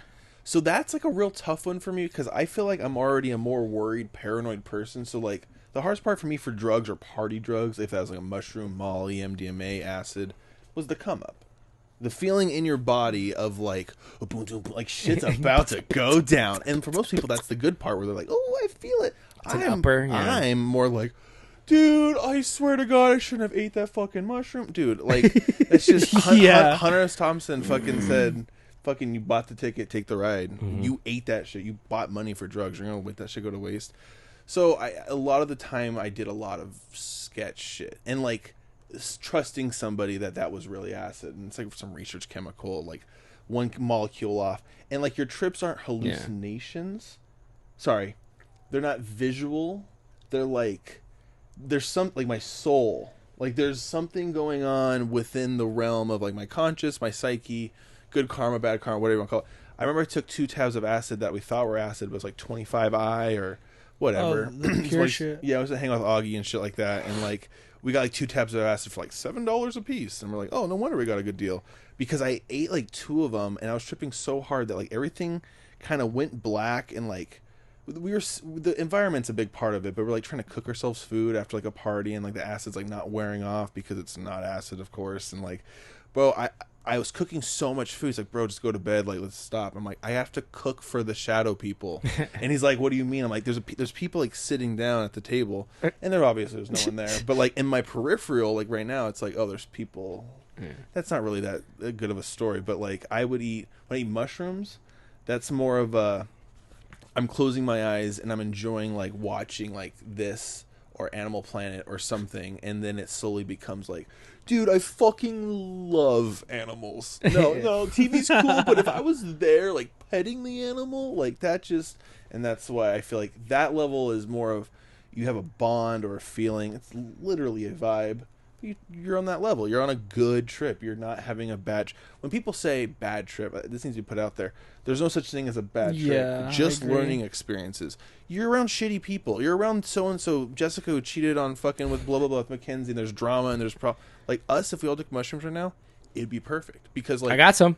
From when you brought. It's the one you gave me. I was just... Really? Hell yeah. Good. Because I had friends show up to my open mic, and, like, they're clients, but it doesn't matter. They're friends of mine. I don't like to call them clients, but like they support my company, and they show up and I give them free mushrooms. And he brought his date, and his date was like, "What the fuck?" He's like, "See, I told you he'd give us free mushrooms." And it's like, God. I want you to like enjoy the time. And if they're kind of going for like the free instead of just like So that's fine as fuck, but like it's not a lot to give away. I don't know. It's I give his old coworker. Look at his advertising. Yeah, that's how I see it. It's like, it's a sample. He bought some at work one time, and he literally like ate some in front of me, on the job, serving food, carrying drinks at the Improv, and he like came back 30 minutes later because I was a door guy. He comes out, he's like, I'm fucking gripped. And I was like, ripped or gripped? And he's like grabbing onto something. Yeah. He's like, I don't know, but this shit is like strong. And I'm like, I would never. He's like, I killed 4 people. Yeah, that's fucking crazy. I want more. He's like, if you try it, he's like, you know how good heart tastes? Yeah. 40 or 50 people going in and out of the kitchen, bumping into each other, knocking shit over, breaking glass. That's not when I want to do mushrooms. Yeah. But I respect those people. Yeah, Max. So I know what you mean about, first off, the shadow people. Yeah, like I find that that's more of like when I took acid. Well, I think it's when you just take it reoccurring without fully letting it like detox. You know, like then it starts to progress, and then it ends up turning into like the grid. You know, I remember Skylar Black. Remember how he's like, yeah, dude, like I just see a grid. Yeah, oh, yeah, 24/7. yeah. Not like actual, like, you know, when you go on your phone, there's like literally a grid. He goes, everything's like pixelated. He's like, I see like grids on my eyes. I was like, oh. So like I started like Called getting fried for a reason. yeah, like I started like getting close to that point. Like I remember, I was in the Sequoias, and I mean, granted, I was, you know, with these big ass trees, but we took acid.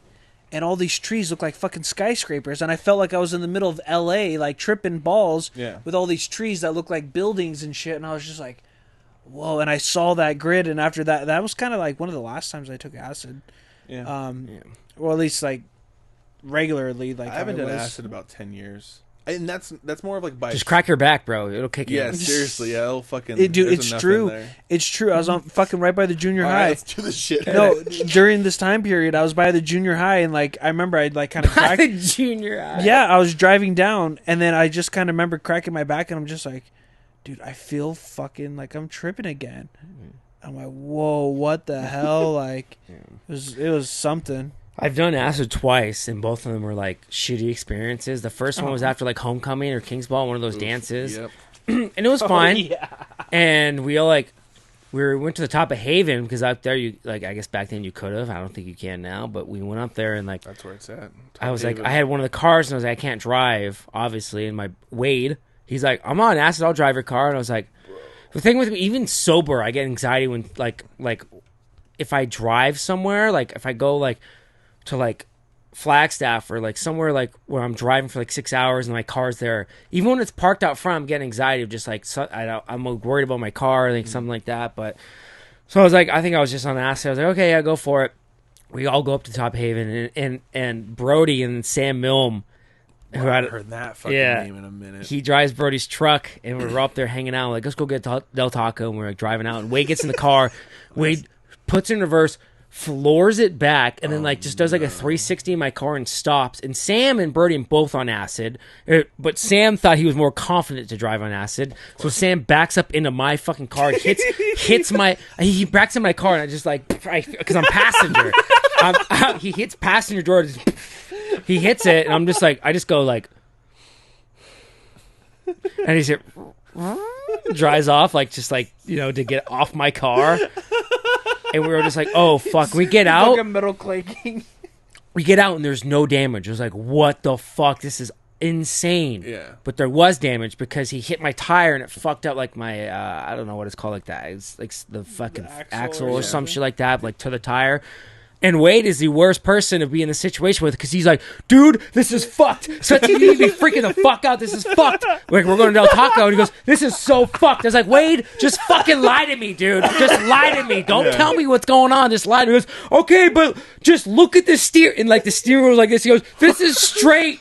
Like, this is fucked up, dude. I was like, wait, shut the fuck up, dude. I'm on, like, this is terrible. He goes, okay, you're good. And there's somebody in the back. He goes, this is fucking so fucked up. And I'm like, and then we got it fixed the next day because Christian Roth, you know, his dad was like just all into mechanics shit, and he fixed it within like $60. I knew a fender, not fender, but fucking whatever got fixed. And the second time was at Chase Hayward's party. He had like a big ass graduation party, and Marley was there, and he took like 2 tabs of Molly and acid and shit like that, and freaked the fuck out. And I was on acid, and I was like, "Holy shit!" That was the best party, but like also it was the craziest fucking party. Let's make a clip like right now. I'm talking about this so many times, but like it's good. This part where we start talking about the party. Okay, everyone at that party has a story from that party, which is like that was our project. Good on Chase Hayward. Yeah, I was gonna say. Those people are all. I hope they're okay. I'll leave it at that. But that party, I think Chase is like a car dealer. I thought it was a meth dealer, but something like that. Same thing, same difference. Yeah, snorting something to get the car sold. That party was dope because I was on. The people I was with was good vibes. Mm-hmm. Marley's always hated me. That's fine. I don't know what it is, but like Augie, I think it's a Tongan thing because Pacific Islanders are dope as fuck, right? But when you hang out with like specific Tongans. And we're not talking Hawaiians. We're not talking. We're talking. So they get like represented a lot as Hawaiians and shit like that. So they already have like this like ego. Yeah. Marley he has records at Altamont High School for lifting shit. Like, he had all that going for him. Both of them are fucking massive. Augie is the only guy that intimidates me.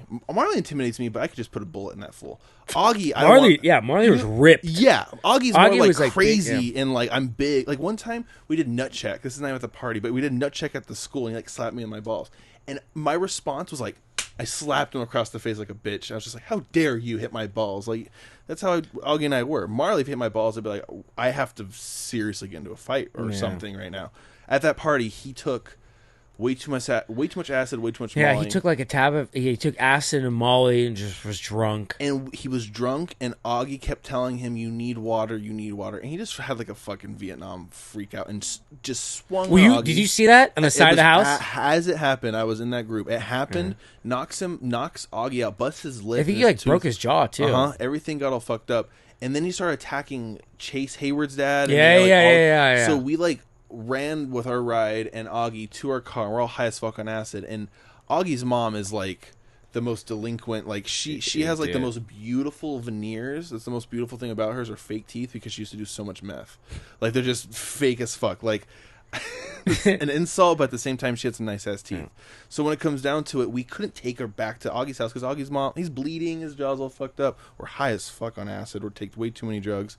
And then when it comes down to it, we go back to my dad's house, and he's a school teacher, and we wake him up, and we're like, high. He's not educated enough. He's too square cut to know like what we're high on. And then we're like, we take him to the hospital. We get to the hospital, urgent care, whatever it was.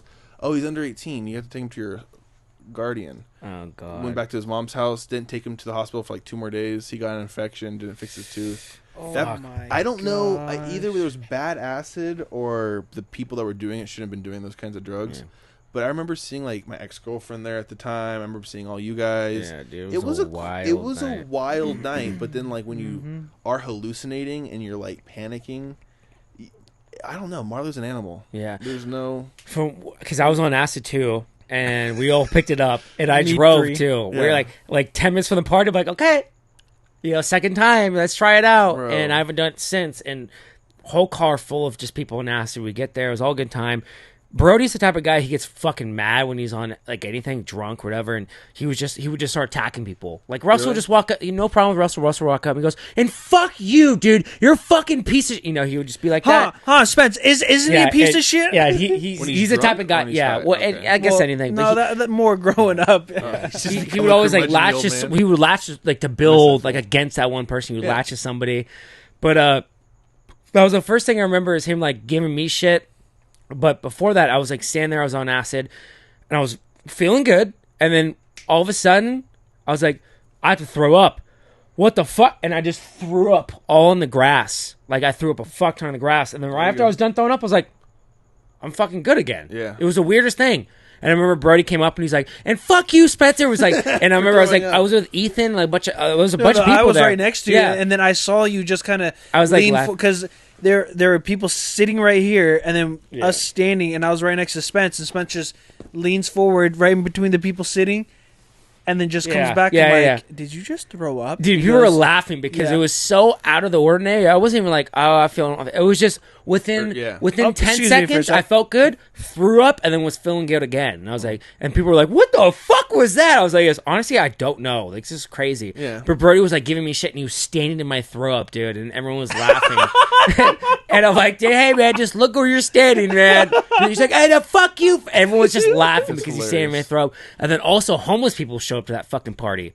Okay, I was gonna say homeless people because there was a guy making his own moonshine. Oh no, the moonshine man. Yeah, he was always at parties. That was Brandon Williams, right? I don't know his name, but we know him as the moonshine man. He would actually bring moonshine and sell to people like Brandon apple Williams, flavor and shit. I just saw him recently. He's a really good, cool guy. Bro, give him one of my stickers if you see him, because I bought moonshine from him like 6 years ago, and I got his name, and then I never had contact with that guy. There it is again, Brandon Williams. Yeah, Brandon Williams. I mean, I doubt that he does. I don't think he does it anymore. There were for sure homeless people there. He had like apple pie stuff. Like it was apple flavored, and then there was always sold out. But there was homeless people there, and then all of a sudden we're kind of in the backyard. Oh, and by the way, speaking of dude, I mean, hopefully she doesn't hear this, but usually the time when like I don't want somebody to hear it, they always hear it. Oh, yeah, and it's no, fuck. no. It's Well, like just shit bleep like it out. crazy where it's like no, I'm gonna leave it in. Like just real back preference. I had my buddy Corey on here, and he's a UPS driver, and he said he goes to like he works in like Temecula. And like he just like talks about some girl he's been talking to, and like she wanted him to spit in his mouth and shit. And somehow within like 24 hours of me posting it, she saw it. She goes, "Why'd you talk to me?" And we're like, "Dude, it was fucking wild." But anyways, so we're in the back, and like the backyard. Well, first of all, overlooks like everything, which is a dope fucking view. But in the back house, like when you turn around, goes in with some dude, and we watch them have sex because the fucking windows are open. Yeah, that she's wasn't having the acid. sex. That wasn't the acid. And then, like- I saw that, and I think a lot of us were like, She was making out dudes, has Yeah. sex with this guy. I'm like, what the fuck? Like, dude, we can see this shit. It's that was- weird as it fuck. was It was really like weird. they were talking in the first room where the lights are. Yeah, and then they yeah, moved yeah. to the You can living watch room, the whole thing happen. and then like now they're getting close. They start kissing, and then the out next room, the the next next- window. yeah, and then Marley's beating the shit out of Yeah. someone. in the No, but it's before that. And then she comes out and like taxis another guy, and then goes in there. Then the lights are off this time. We're like, dude, she's having sex with another fucking guy. But we're all in the back, and all of a sudden I hear like something going on, and Augie comes running around, and like Augie's like 6'4", 6'5", whatever. He's a fucking massive guy, and so is Marley. He's crying. And Augie had Believe- I have never seen in my fucking life somebody so- with more fear. So scary, bro. He was- It was terrifying. He was like he What just like happened he to was you, like dude? he was just like he was Mortified. like I've Like- never like a seen anybody grown little more boy. scared in my life, and he's freaking the fuck out, dude. I was like, what the fuck's he? He's like, oh, Marley's fuck, Marley. And he's hiding going behind ham. us and shit. Like he's fucking scared, dude. and, He's like, and Marley's chasing him, Yeah. and they're literally Yeah, playing the- tag in yeah. the backyard. they're what? was Like, bad. Marley's like on it, and then like the dad comes out, who's the same size as Marley. Bald guy And walks they're right up to friends. him. They know Marley. They're And- close. Really? They used to drink and shit. So he goes up to him like, Yeah. "Hey, Marley, you're good. You're just freaking out." And then they get into He it. Sorry, I remember Marley grabs him, like grabs around his arm, picks him up, and throws him on the Boom, floor. and I remember he punches him in the face, and I'm like fucking 40 feet away, and I felt that through my fucking legs. He punched him in the face, and the guy just goes limp. Yep. And then everyone runs in, and was like, "What the fuck's going on?" And then there's a crowd, and then he gets up, he's like. And then Chase is like going to be the nice guy, and he walks up and goes, "Hey, dude, like it's okay, it's okay, it's okay." And he turns Chase around, grabs him by the throat, and then starts choking him. And then No, didn't he fucking grab him by the neck at first and lifted him up? yeah, I just remember Chase like trying to calm down, and then Chase getting choked out. And like once like Chase, like everyone's like, "What the fuck's going on?" And then Chase starts going like freaking the fuck out, and everyone runs in, dude. And then Yeah.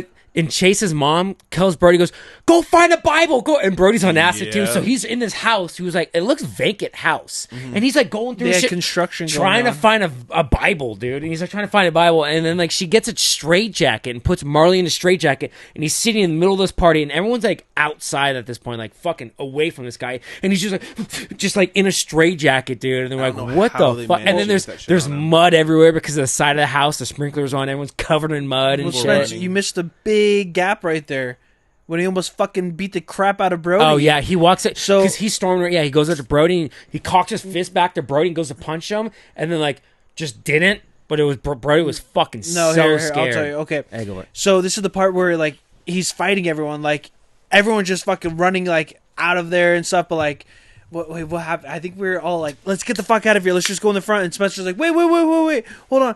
And we're all just kind of waiting. me get a right video. here. Yeah. Let me get a video. And so we're all just kind of waiting there, lingering and stuff. And then like he starts to run over here where we're standing, and we're standing right by the side. And then like he just all of a sudden like locks eyes with Brody. Yeah. And just makes eye contact, and he just I remember he starts walked towards him, and I fucking walking, ran. and he dude. has I his ran. fucking I was hands, and I'm standing right next to Brody, and I see this all play down, and I'm like, dude, Russ, like, okay, I understand that this is like the fucking CIF wrestler and shit, the biggest guy at the school, but like, this is your best friend right here. Like, if he attacks him, Russ, you have Yeah. to take on the fucking have to, beast. Yeah. You can't I just told leave. Augie He's all the gonna time. morph in his face, you know, like. So he's going, and then like as he's like fucking still walking closer and closer to Brody, like. Marley, like a voice over here, and then, like a lion, Dude, yeah, and no, just it was runs off, dude. But But Brody's face was just like, dude, he was fucking like it And was then a we- ghost, yeah. bro. He Yeah. fucking soul left him, dude. yeah, no, you left. As soon as, I as left, soon dude. as that Smart happens, man but I'm all thinking, fuck, you can't leave your friend. Yeah. Spence. Well, I didn't think he was. Spence? I didn't know he was walking Where's to Brody. He was walking towards us. So I'm like, we're all leaving, right? Yeah. Like, why the fuck would anybody stay? And Brody was on asking, he stayed. But like, when I explain the story to people, I say it's like letting a fucking loose bear who's just like rabid bear, like a fucking nature, like just let him go in the backyard. When I go to Augie's house, they would fight so bad that one time Marley snuck up to Augie with a vacuum cleaner and just used it as a baseball bat and just dunked him. And he's like, Molly Wop. And it's like, all right, you guys are taking this whole like brotherly love thing to a whole nother level because you're like knocking each other out and like assaulting each other. It's a fucking another level, dude. It's insane. Do you remember fucking Blaine? Fucking Blaine. Oh, yeah, dude. Blaine pissing in the fire. Oh, Blaine.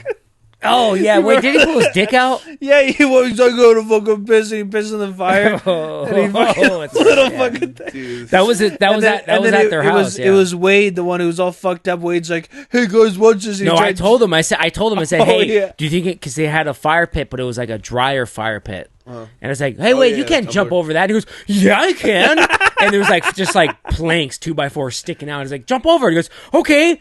And like he goes and jumps over and it gets caught in his pants and that fucking fire goes everywhere, dude. And like the dad yells at him and shit. Stop that. Yes, sir. Yes, sir. Yeah, Won't happen again. Yep. And then he wrestled Marley, dude. He wrestled Marley and fucking just straight rocks, like hard rocks. Both got fucked up, and then Marley was like, "I respect this guy, dude. If anything happens to this guy," I'm like, "Damn, this Wade just fucking got a goddamn hero, not a hero, but like a fucking." With Marley, I badge was of always honor like, right super there. nice. I'm super nice with everybody, but with Marley, I think he just thought it was fake because I'm way bigger than Marley, tall wise. I'm not in the shape that Marley is. I've never been like a muscular guy. I've just been a tall ass dude. I'm just lucky I'm not lanky and skinny, you know. But with Augie, it's like no, Augie's tall and muscles, and then Marley's just a fucking like pit bull. Yeah. So it's like, dude, the tendencies are not the same vibes. I don't know. He didn't smoke weed. Like he would smoke weed.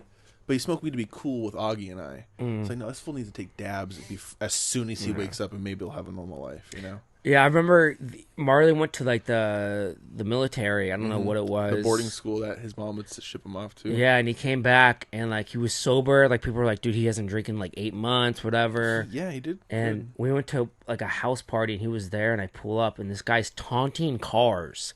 Like cars are driving past him, and he's taunting them and like shoulder checking cars. He ends up getting hit by a car and gets fucked up. But I call up with Daniel Corneliuson, and I guess like because Daniel's mom's always been crazy, I guess, and she like called, like she showed up to Marley's house and it pissed him off, and so we pull up and Augie's Marley's in the street taunting my car like a bull, but I park because I'm not going I'm not driving past him because he's up front of the house. I'm parking, and he comes up to the fucking car. I'm like, "What's up, man?" And he looks at us and he looks at Daniel and grabs him by the fucking throat and throws him against my car. He goes, "Why the fuck is your mom going to my house?" He goes, I'm sorry, you know, and then like. Damn. But like he ended up getting hit by a fucking car that night, and then we just like, all right, we're leaving, dude. But I remember that night because I remember Augie being like, "I got a phone call. My brother got hit by a fucking car," and it's just he was he was taunting cars like they're fucking kids, and he was a bull, bro. He was fucking shoulder checking cars, and then got 2 hit. Like all this shit's just popcorn worthy, you know. Just, like sit down and watch that shit because that's like. I wasn't involving myself in those situations, but all those parties led to like, well, we got bad acid, and now Marley's in the street fighting cars. Yeah. What about fucking John Burns' party? Oh yeah, he had a few of those. Those were wild. John Burns. Fucking, what one, dude? All right, so probably the best one. Oh, actually, before I don't know why I brought. Did you ever go to John Burns' party? He was your grade. He was not a close friend, but I went to elementary. Well, yeah, we played water. Yeah, you play water polo. Oh yeah. I want to talk about water polo more, but it's all good. High school. He was like nerdy and quiet. Yeah. I never like roasted him because of it. We were friends. Yeah. But like I never knew he had parties and shit. Yeah. Real quick backstory. He went to like the military too or some shit like that, and up in like Maine, like far east. In high school or after high school? After high school. Like this is like probably 2017 or so. I haven't talked to this guy in years, and he gives me a phone call. I was like, John Burns. I haven't talked to this guy in 2 years. He leaves me a voicemail. I might still have it. And he talks about he was on vacation, and him and his family went to like Middle East kind of thing, or somewhere, not Middle East. He went somewhere out of the country, and he was walking across the street because he had a house, like it was almost like Airbnb, like across the street. For like he had this house and he got this one for his like family or whatever. He's walking across the street, he falls supposedly, hits his head. Guy was in a coma for 2 months or 2 weeks. Guy calls me and he like just on the phone call he sounded different, like it was fucked in his head, but I don't know where the story was going, but like that was the last time I heard about him. Bro, holy shit. Okay, yeah. You guys Poor ever guy. Travis Tapia?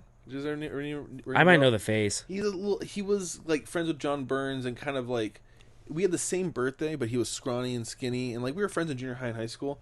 He hit me up out of the blue and was like, not like the like sob story. I hope your life's been good, but I've been going through some shit.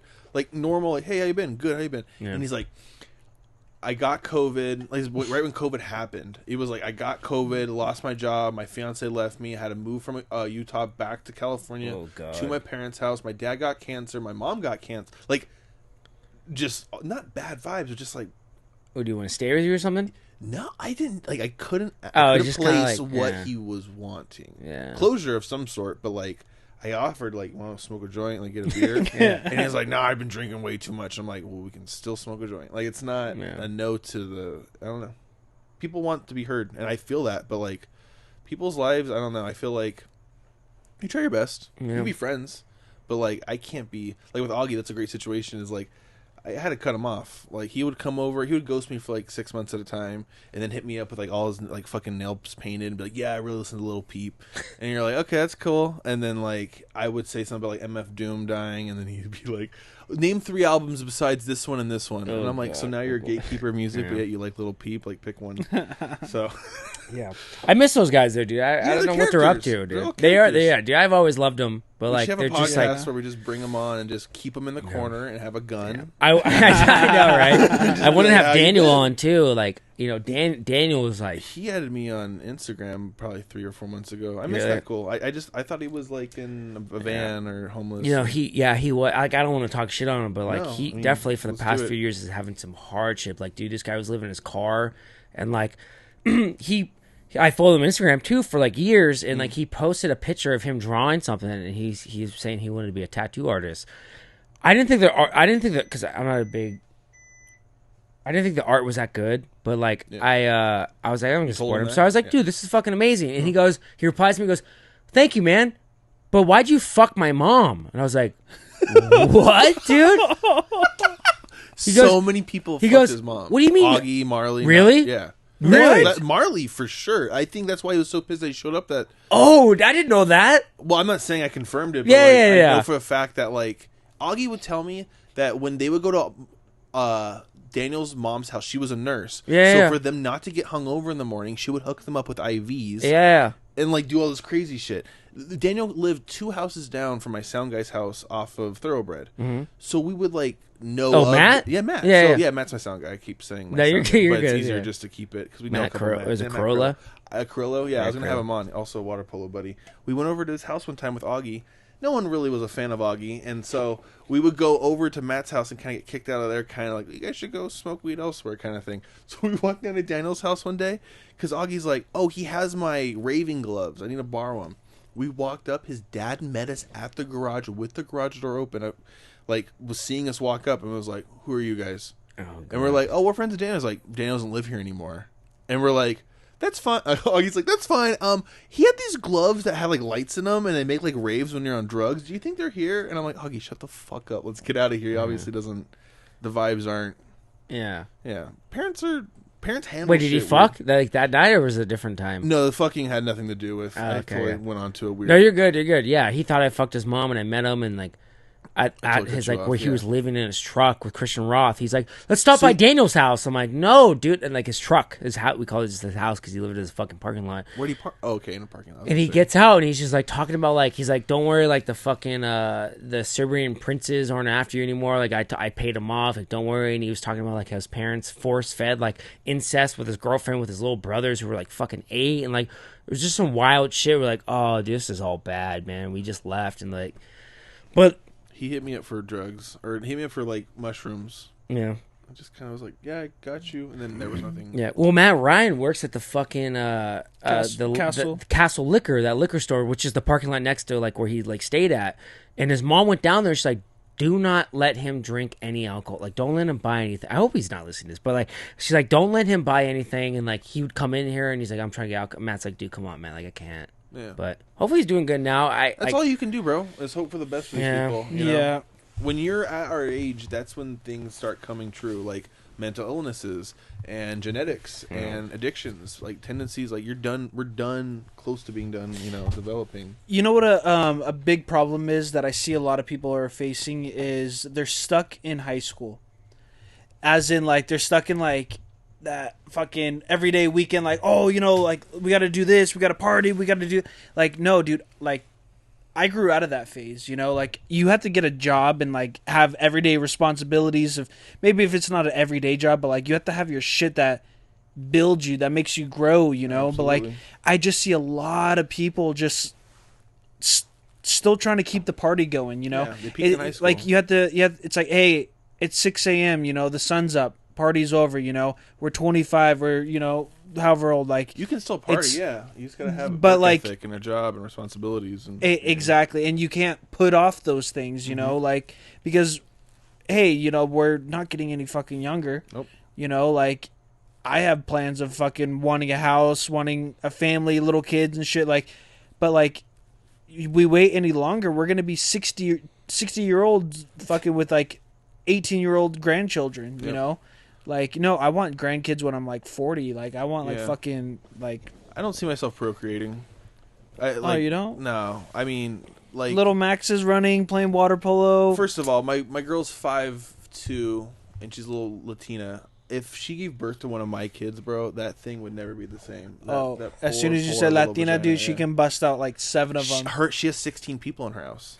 Yeah, I'm not dude, joking. She has 5 the people. genes. They just like hoard. Like, it's intergenerational living, and it's like, sure, but at the same time, they. If I wanted to have kids, I'm in good hands. Let's just say, like, yeah, like Allstate. Yeah, exactly, dude. I can honestly tell you, like. It's a good thing, like, because we just celebrated our 1-year anniversary of being married. Are you gonna have kids soon? I want kids. Hell yeah. Soon. She says, like, she wants to wait a little bit, and we both have plans on, like, we don't want to have kids in an apartment. We want to, like, buy a house and then have kids. Yeah. So that's part of our plan. But, like, it's honestly, we have a kid. Actually, we have a little puppy. Oh yeah, I was gonna say the little wiener. You start with an animal. Yeah, and dude. What kind of wiener dog is it? I used to have 2 miniature dachshunds. They're fucking dope. Long hair or short hair? Short hair, and we have a miniature long hair. The long hairs, I've wanted one. They're cute. You want to see? Yeah. Hell yeah, I do. Stanley and Stella were my names. But Stanley. People don't realize they're small dogs, but they're hounds, so they're smart and they're not yappy. Dude, she is so smart. Really? How old is she? She is like 8 months. Oh, dude, wait! Hit me up when she's 18. I was gonna say a little young. That's just how I like my bitches. Wait a second. Let me see if I can find her little. My grandma has a Shih Tzu named Rocky, and he's 8, but he's very dashing. And people are like, "Oh my gosh, you have an Oreo Shih Tzu?" I'm like, "Here's her length, dog. Here's her length. Here's my cock to like give you size." Dog you got there. I know, she's so cute, little baby. Adorable. But like, I can tell you, like.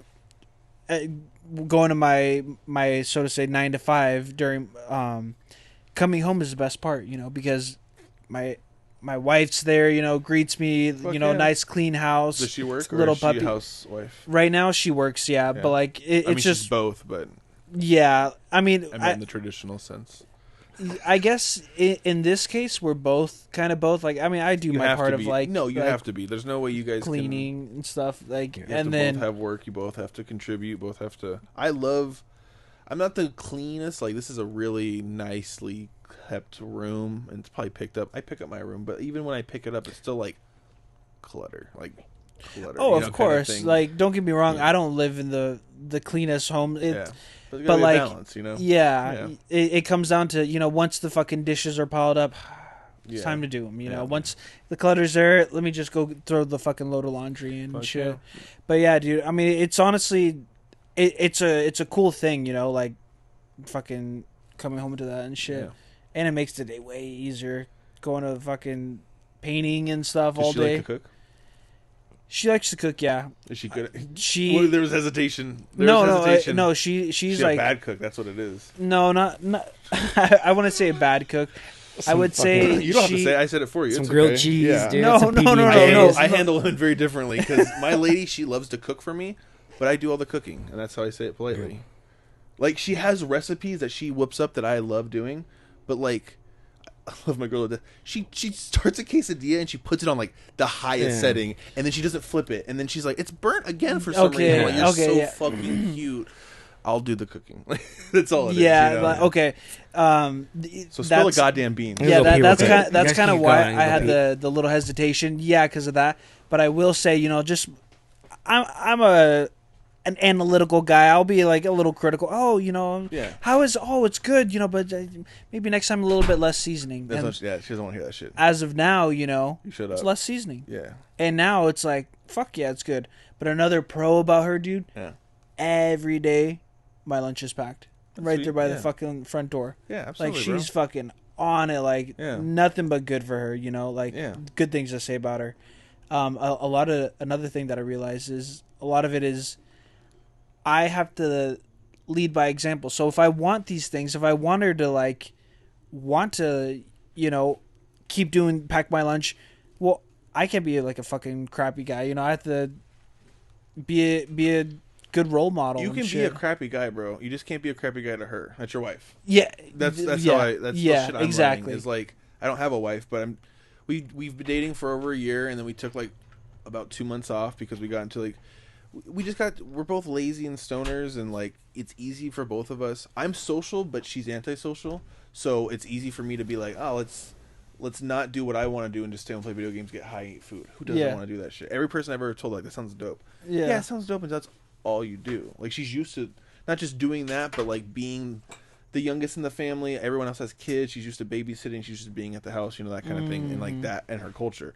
I'm bored at my grandma's house. I'm used to just getting high and playing video games, and then it's dinner time. I cook for my grandma, watch some Jeopardy, you know. So the whole family aspect, I like the noise. I like the pitter patter of feet, but I don't live in it, you know.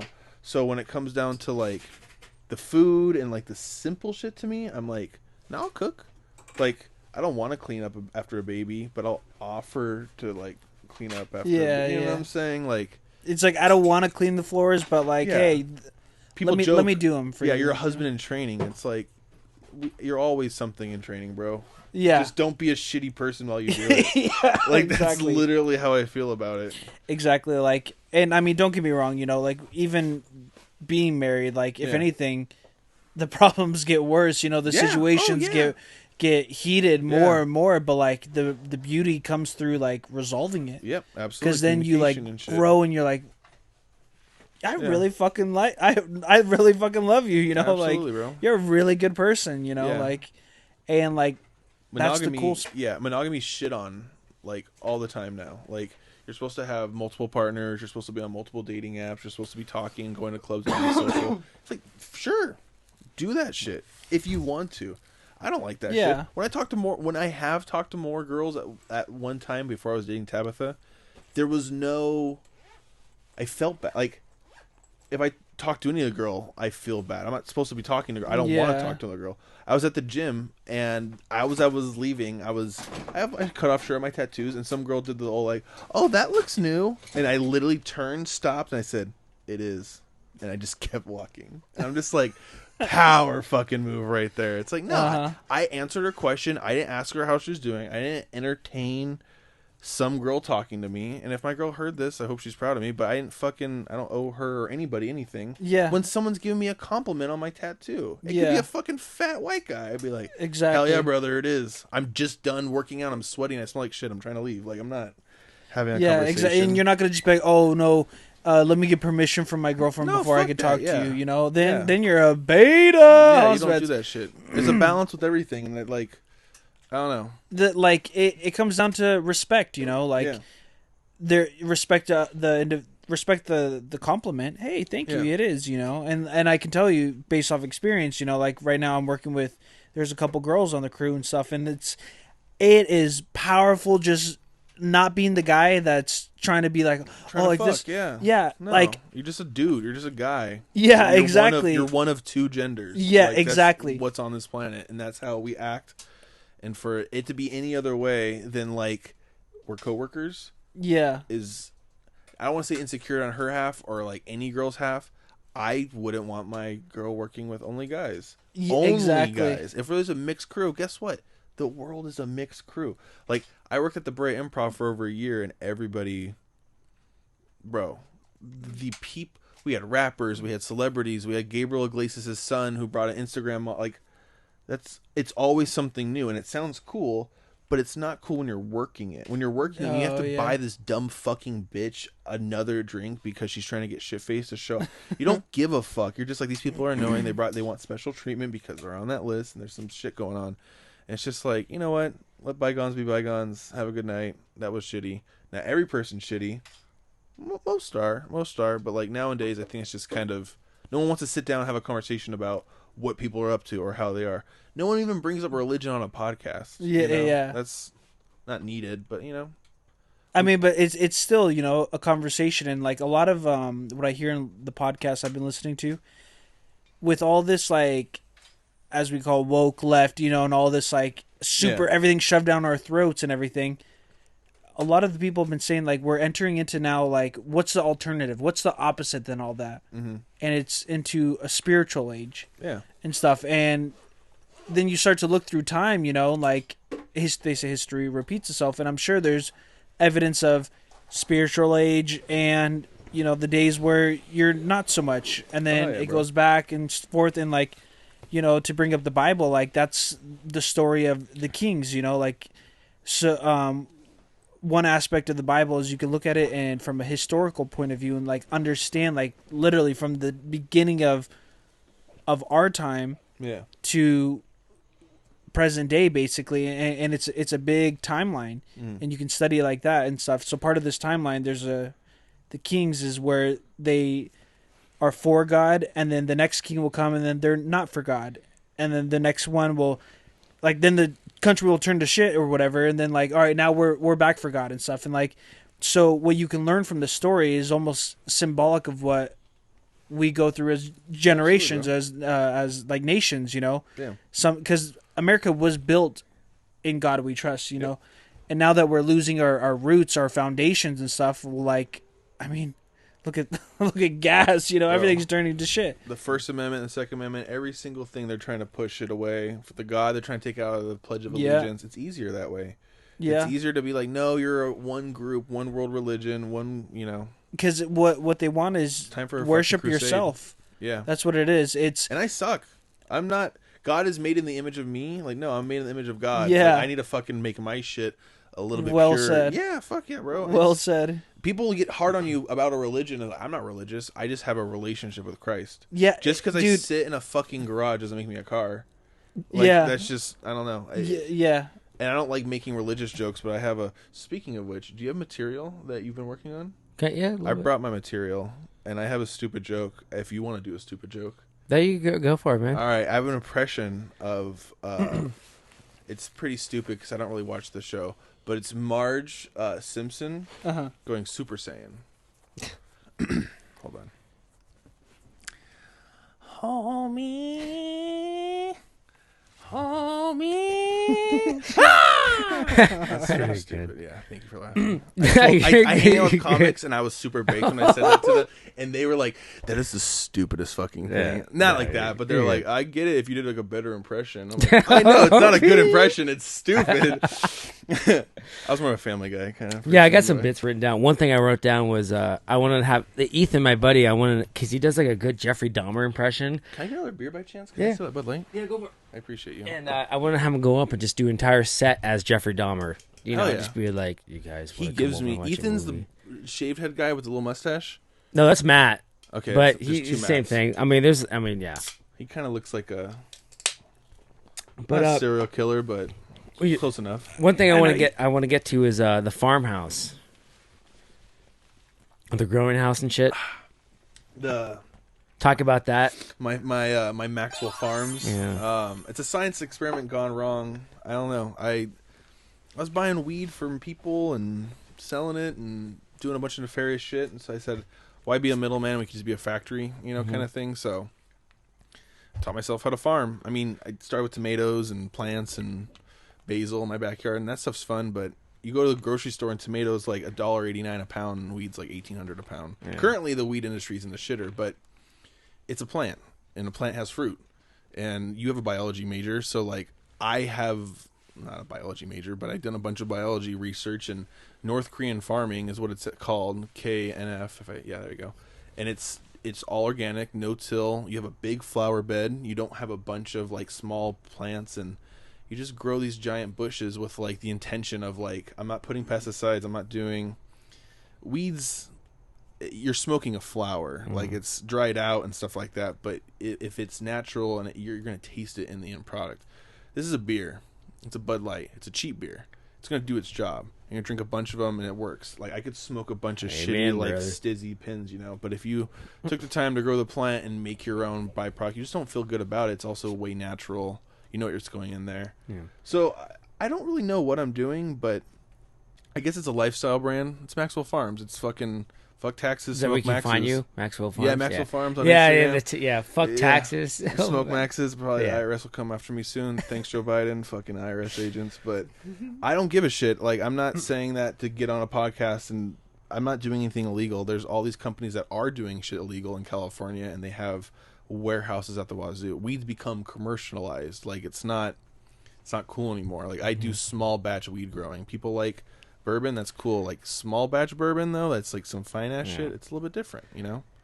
So, yeah, I remember you hit me up and you're like trying to sell shit, and I was like, "Dude, I'm gonna fucking help you out, dude." And I hooked you up with soap, like, dude, you were doing like the deals and shit. Hell yeah, and you're bro. telling me like, dude, I was like, you're like, I don't have enough fucking inventory. I don't have all this shit, dude. Yeah. So I mean, for what it's worth, I always have deals. So it's more of just. I'm anything you want to get. It's not from Uncle Sam. I got you. You know, I'll grow it myself. I grew the mushrooms myself. These mushrooms I did not grow. I don't grow good mushrooms. I buy the best mushrooms I could possibly. I spend so much money on good mushrooms because I eat them and I microdose on them and I give them to my friends, and I don't want them to be like, yeah, they were good until I had a dream about a demon and I thought I was a jaguar and I died. And it's like, that's not what's gonna happen. When you're doing those deals, I was like, you know, I don't smoke weed. It came with dabs and wax and just joints and like, you know, just grams and shit. And then I was like, I don't do all that, but like I'll get mushrooms. You know, like I'll go camping. I'll try that out. You know. Yeah. And it's the best place. So I got all my buddies and shit like that. I got you like, you know, just hooked up with a bunch of stuff. And then I got the mushrooms. And I'm like, okay, I'm going to Flagstaff, like Arizona this weekend. Yeah. We camped in Sedona, which is like the typical like Cars, the movie situation where everything's like rust red. Yep. So we camp. And Ethan is one of the guys too else I got mushrooms with. And we show up and I'm like, you know, camping is the best possible place to do any type of drug where it's like you're just kind of, you don't have to worry about anything. But also with me, it's like I want to be with everybody I'm comfortable with, and I knew I wasn't going to. I was like, there was like 5 people there I was camping with who I didn't know at all, and like most of them were girls, and I was like, you know, I don't want to be fucking just drooling tongue out of my mouth and just looking like stupid like a fucking clown in front of these girls. So I had a mushroom. I did like a pinky tip of a stem. And one guy there, his name was Dario or some shit, and he's like, "Can I do some?" I was like, "Yeah, I'll pay you." I was like, "No, you're fine, dude," because I'm like, "You're good, dude." Mm-hmm. So he does like a mushroom and a half, like a full one, and then like another guy had like just like quiche, just like, but he's just fucking just eating. Like at one point we're like 20 minutes, and I'm like, "How you feeling?" And they're like, "Oh, I'm feeling a little bit," and the guy's like, "Oh, I'm not feeling shit," and he's just shoving down more mushrooms. I'm like, well, hopefully these, you know, I don't want to doubt you, but like at the same time, like I don't know mushrooms well enough, and like this is the first time I'm actually really kind of taking them, so hopefully they're good. And the guy who took a mushroom and a half, we walk like 2.5 miles to Elvis Presley's old house. He's got a house built into the fucking mountains, and it's like a 3-story house like built into the wall of the mountain. That's fucking cool. And it was super sick actually. We go up and like we're walking around it, and then like, where's Dario? And like this guy's just laid out just talking to fucking people in the fucking sky, dude, just like having a crazy time. I'm like, okay, good, these things work. But I still have them upstairs, dude. Like they're just, you know, do they go bad or you know? Most people ask me that. If you're keeping it in a sealed container in your bedroom, you're fine, bro. Yeah, I mean, I'm not worried about it, you know. But I'm just like, you know, they're always there. This is what I'm gonna teach you guys. Put you on some fucking Maxwell Farm shit. The acid in a lemon will dissolve the fungi because of how. If you grind it fine enough, you can get a lemon, half a cup, 2 cups, whatever, of lemon juice. and grind up your mushrooms and put it in the lemon juice, and it basically makes it liquid. So when you eat it, you don't get a tummy ache because you're digesting gross mushrooms. Oh, good. It kicks in faster because it's lemon juice, and the high is stronger because it's more potent because of the enzymes inside of the lemon. There's some science shit I don't know at all, but when I take mushrooms, I usually make a tea with lemon, or it's called lemon tech. How do you make the tea? Is it like a secret recipe? It's super fun, dude. You just boil water. You throw in like a bag or two of Lipton, your favorite tea. I throw sweet stuff in there, some honey, Splenda, whatever you want. You boil it on the stove. I usually grind up my mushrooms and like put them in like a boil-proof container. It sounds stupid to say it, but I have like a metal mixing pot that you just pour boiling water in, and I pour the mushrooms in, and you just kind of make a stew. You let it steep in a bigger thing so it mixes all together. Take the tea bags out, pour it through a coffee filter. So like, I would just eat the mushroom. It's fine enough to eat it. Like, just, it's kind of, texture-wise. But any way to, like, bypass that stomach. Because when I eat mushrooms and my stomach hurts, then I'm thinking, Do you get, like, that point, like, stomach hurt? Yeah, all the time. My stomach, like, this fucks up my stomach. I don't. Dude, I don't take feel you on that. Yeah. I completely feel you, because that's why I don't like doing mushrooms that much, because the stomach, like, the beginning, like, fuck, I feel like shit. Like, it doesn't matter where I get it from, I always get that feeling. It tastes like a mushroom, and it's like, I don't mind the taste of mushrooms, but then I'm like regurgitating that taste, and I'm thinking about it. The tea is the go-to. I don't know, you guys know Dakota, right? Dakota Lloyd? Yeah, he did the fucking setup. He did the stand-up of my thing. He put me on to making tea because he grew mushrooms, and I would come to his house. He's fucking smart. I love that guy. He's a glass blower. He's a welder. He's funny. Shout out Third Eye Glass for sure. He's a good guy.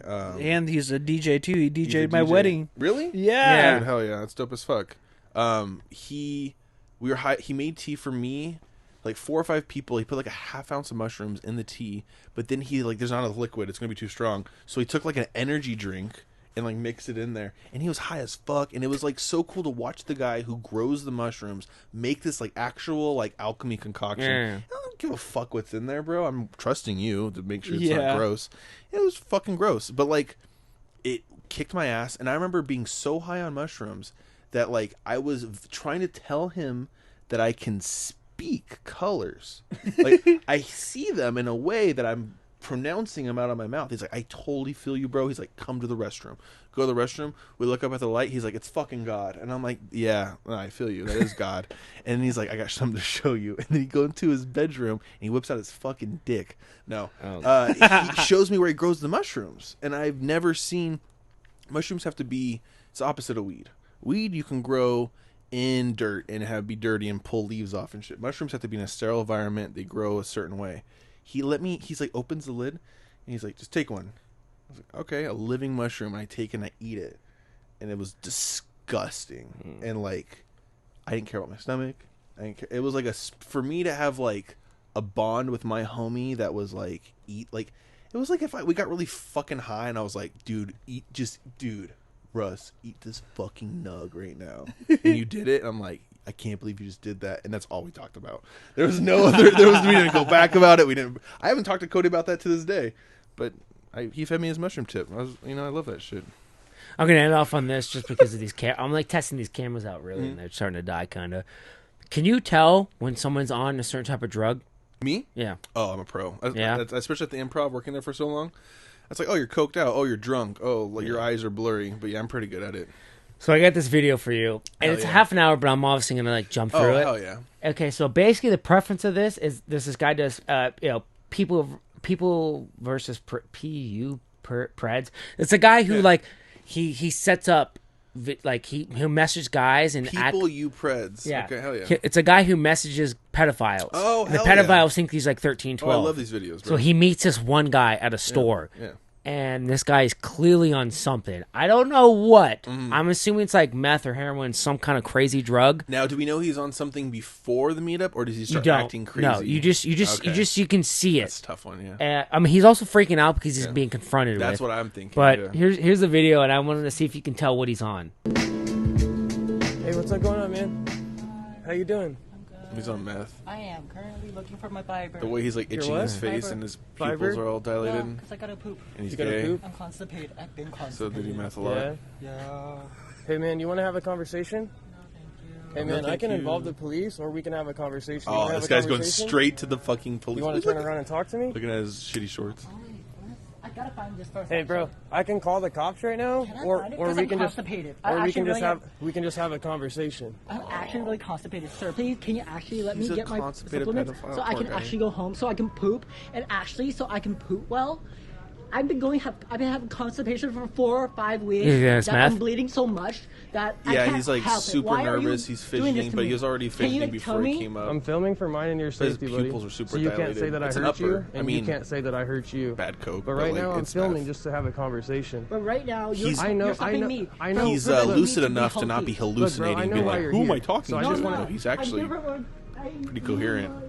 But Look, bro. his heart's already going. bro. Do you want me to call the He's being cops? confronted on top of Help him. me Like, find Do you want Yeah, to call? sure. pills. Do Can you you want help me me to call? find fiber pills Do you want for me to me? call the cops? Why would you want to call the cops for me when I'm trying to find my See how he's fiber I pills? know why you're Yeah. here. Why am I To here? meet my it's called meth 13-year-old bugs. little brother. Who You is think that? there's I stuff don't know under who your that skin is. subconsciously, so you pick at your skin. Who Okay. is Yeah, that? sad. I have no clue. Who? What is wrong? What is wrong? You're here to meet a Do you want to have an 13-year-old honest little boy. conversation, or do you want me to call the police? Can I get my Are you high? stuff first? Are you high on meth right now? No, I am not. No. No. Just the way he I said want to that. go home. No, I am not. I'm not. And he to pushes go his to. glasses back up. Huh? How old are you? Me? Yeah. I'm 21. I just need to 21? go poop. And why are you here? Hell yeah. Pills. Not here to meet a 13-year-old Why boy? would I do such a thing? Why do I have your picture? Why? I don't know. Why do I have your picture? Why are you being so mean to me? Is this you? Please, Is can this you you? let me do Hey, this? hey, buddy, is this you? He's like talking to Hey, like, buddy, is this you? Can So- you please? I'm gonna fast forward it. Oh So he's my just running God. out of the store. Please do. I'd rather die. Oh shit. Trying to meet up with little kids No! Jeez. He even runs like a meth head.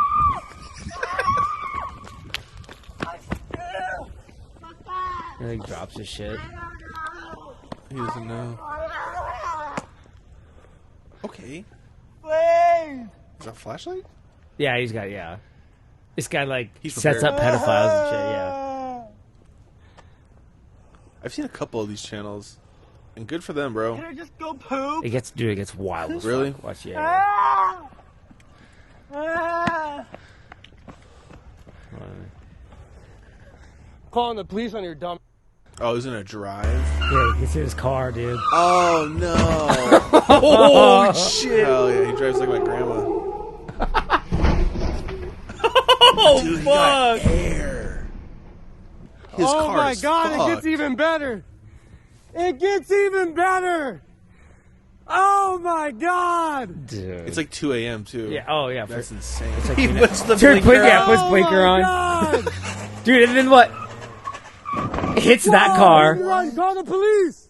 Call the police! This looks like it's off Haven, Hit dude. and run! Looks- Call the It police! does look like it's local. Call the police! dude. Car's all fucked up. Probably got a flag. Parks.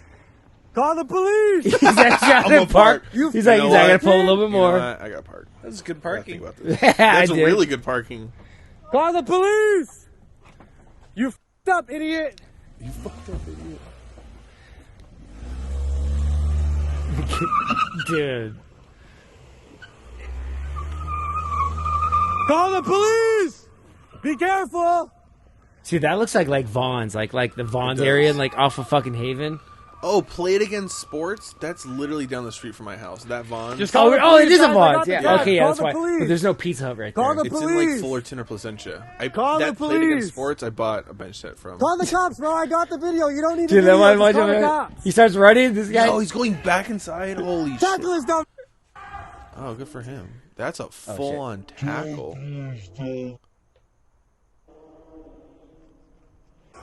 Just like tackles him, dude. And then just like talking to him. He's like happening butts in is the you- air and shit. Okay, what the fuck? Nah, don't go anywhere. It's like a whole half hour. Go anywhere. Don't go anywhere. Dude, how much You're are in you the- freaking out, dude? Yeah, dude. The cops show up, and he's just he legs across. He's straight chilling. Because I'm like, what crime did he commit? It's like, what crime did he commit? Oh, dude, yeah, his car's like all fucked up. I didn't even actually watch any of this part, but You think that's meth though? You know, yeah. All the signs are pointing towards Lauderdale. Oh, these probably messages with them. He's like, hey, I know you're 6 years old, but You want? Oh yeah. See, you want to do meth? You want to do meth? Because I'm poor. Yeah. Oh, I don't know. Yeah, some shit like that. You think that's meth though? Like crystal? Question mark? Question mark? I don't. Yeah, seriously. Crystal He's meth. like, duh, hello, Yeah. crystal meth. Yeah. White trash girl's name, Crystal Methany. He goes, dude, I can't even see the bar. It says, I got needles. I got needles. Oh my He's gonna shoot up a gosh. fucking child, bro. This world. It's fucking ridiculous. What does it come to? Dude, that's insane, man. It's like what they say on fucking Rogan, or what he always says about we're living in weak times.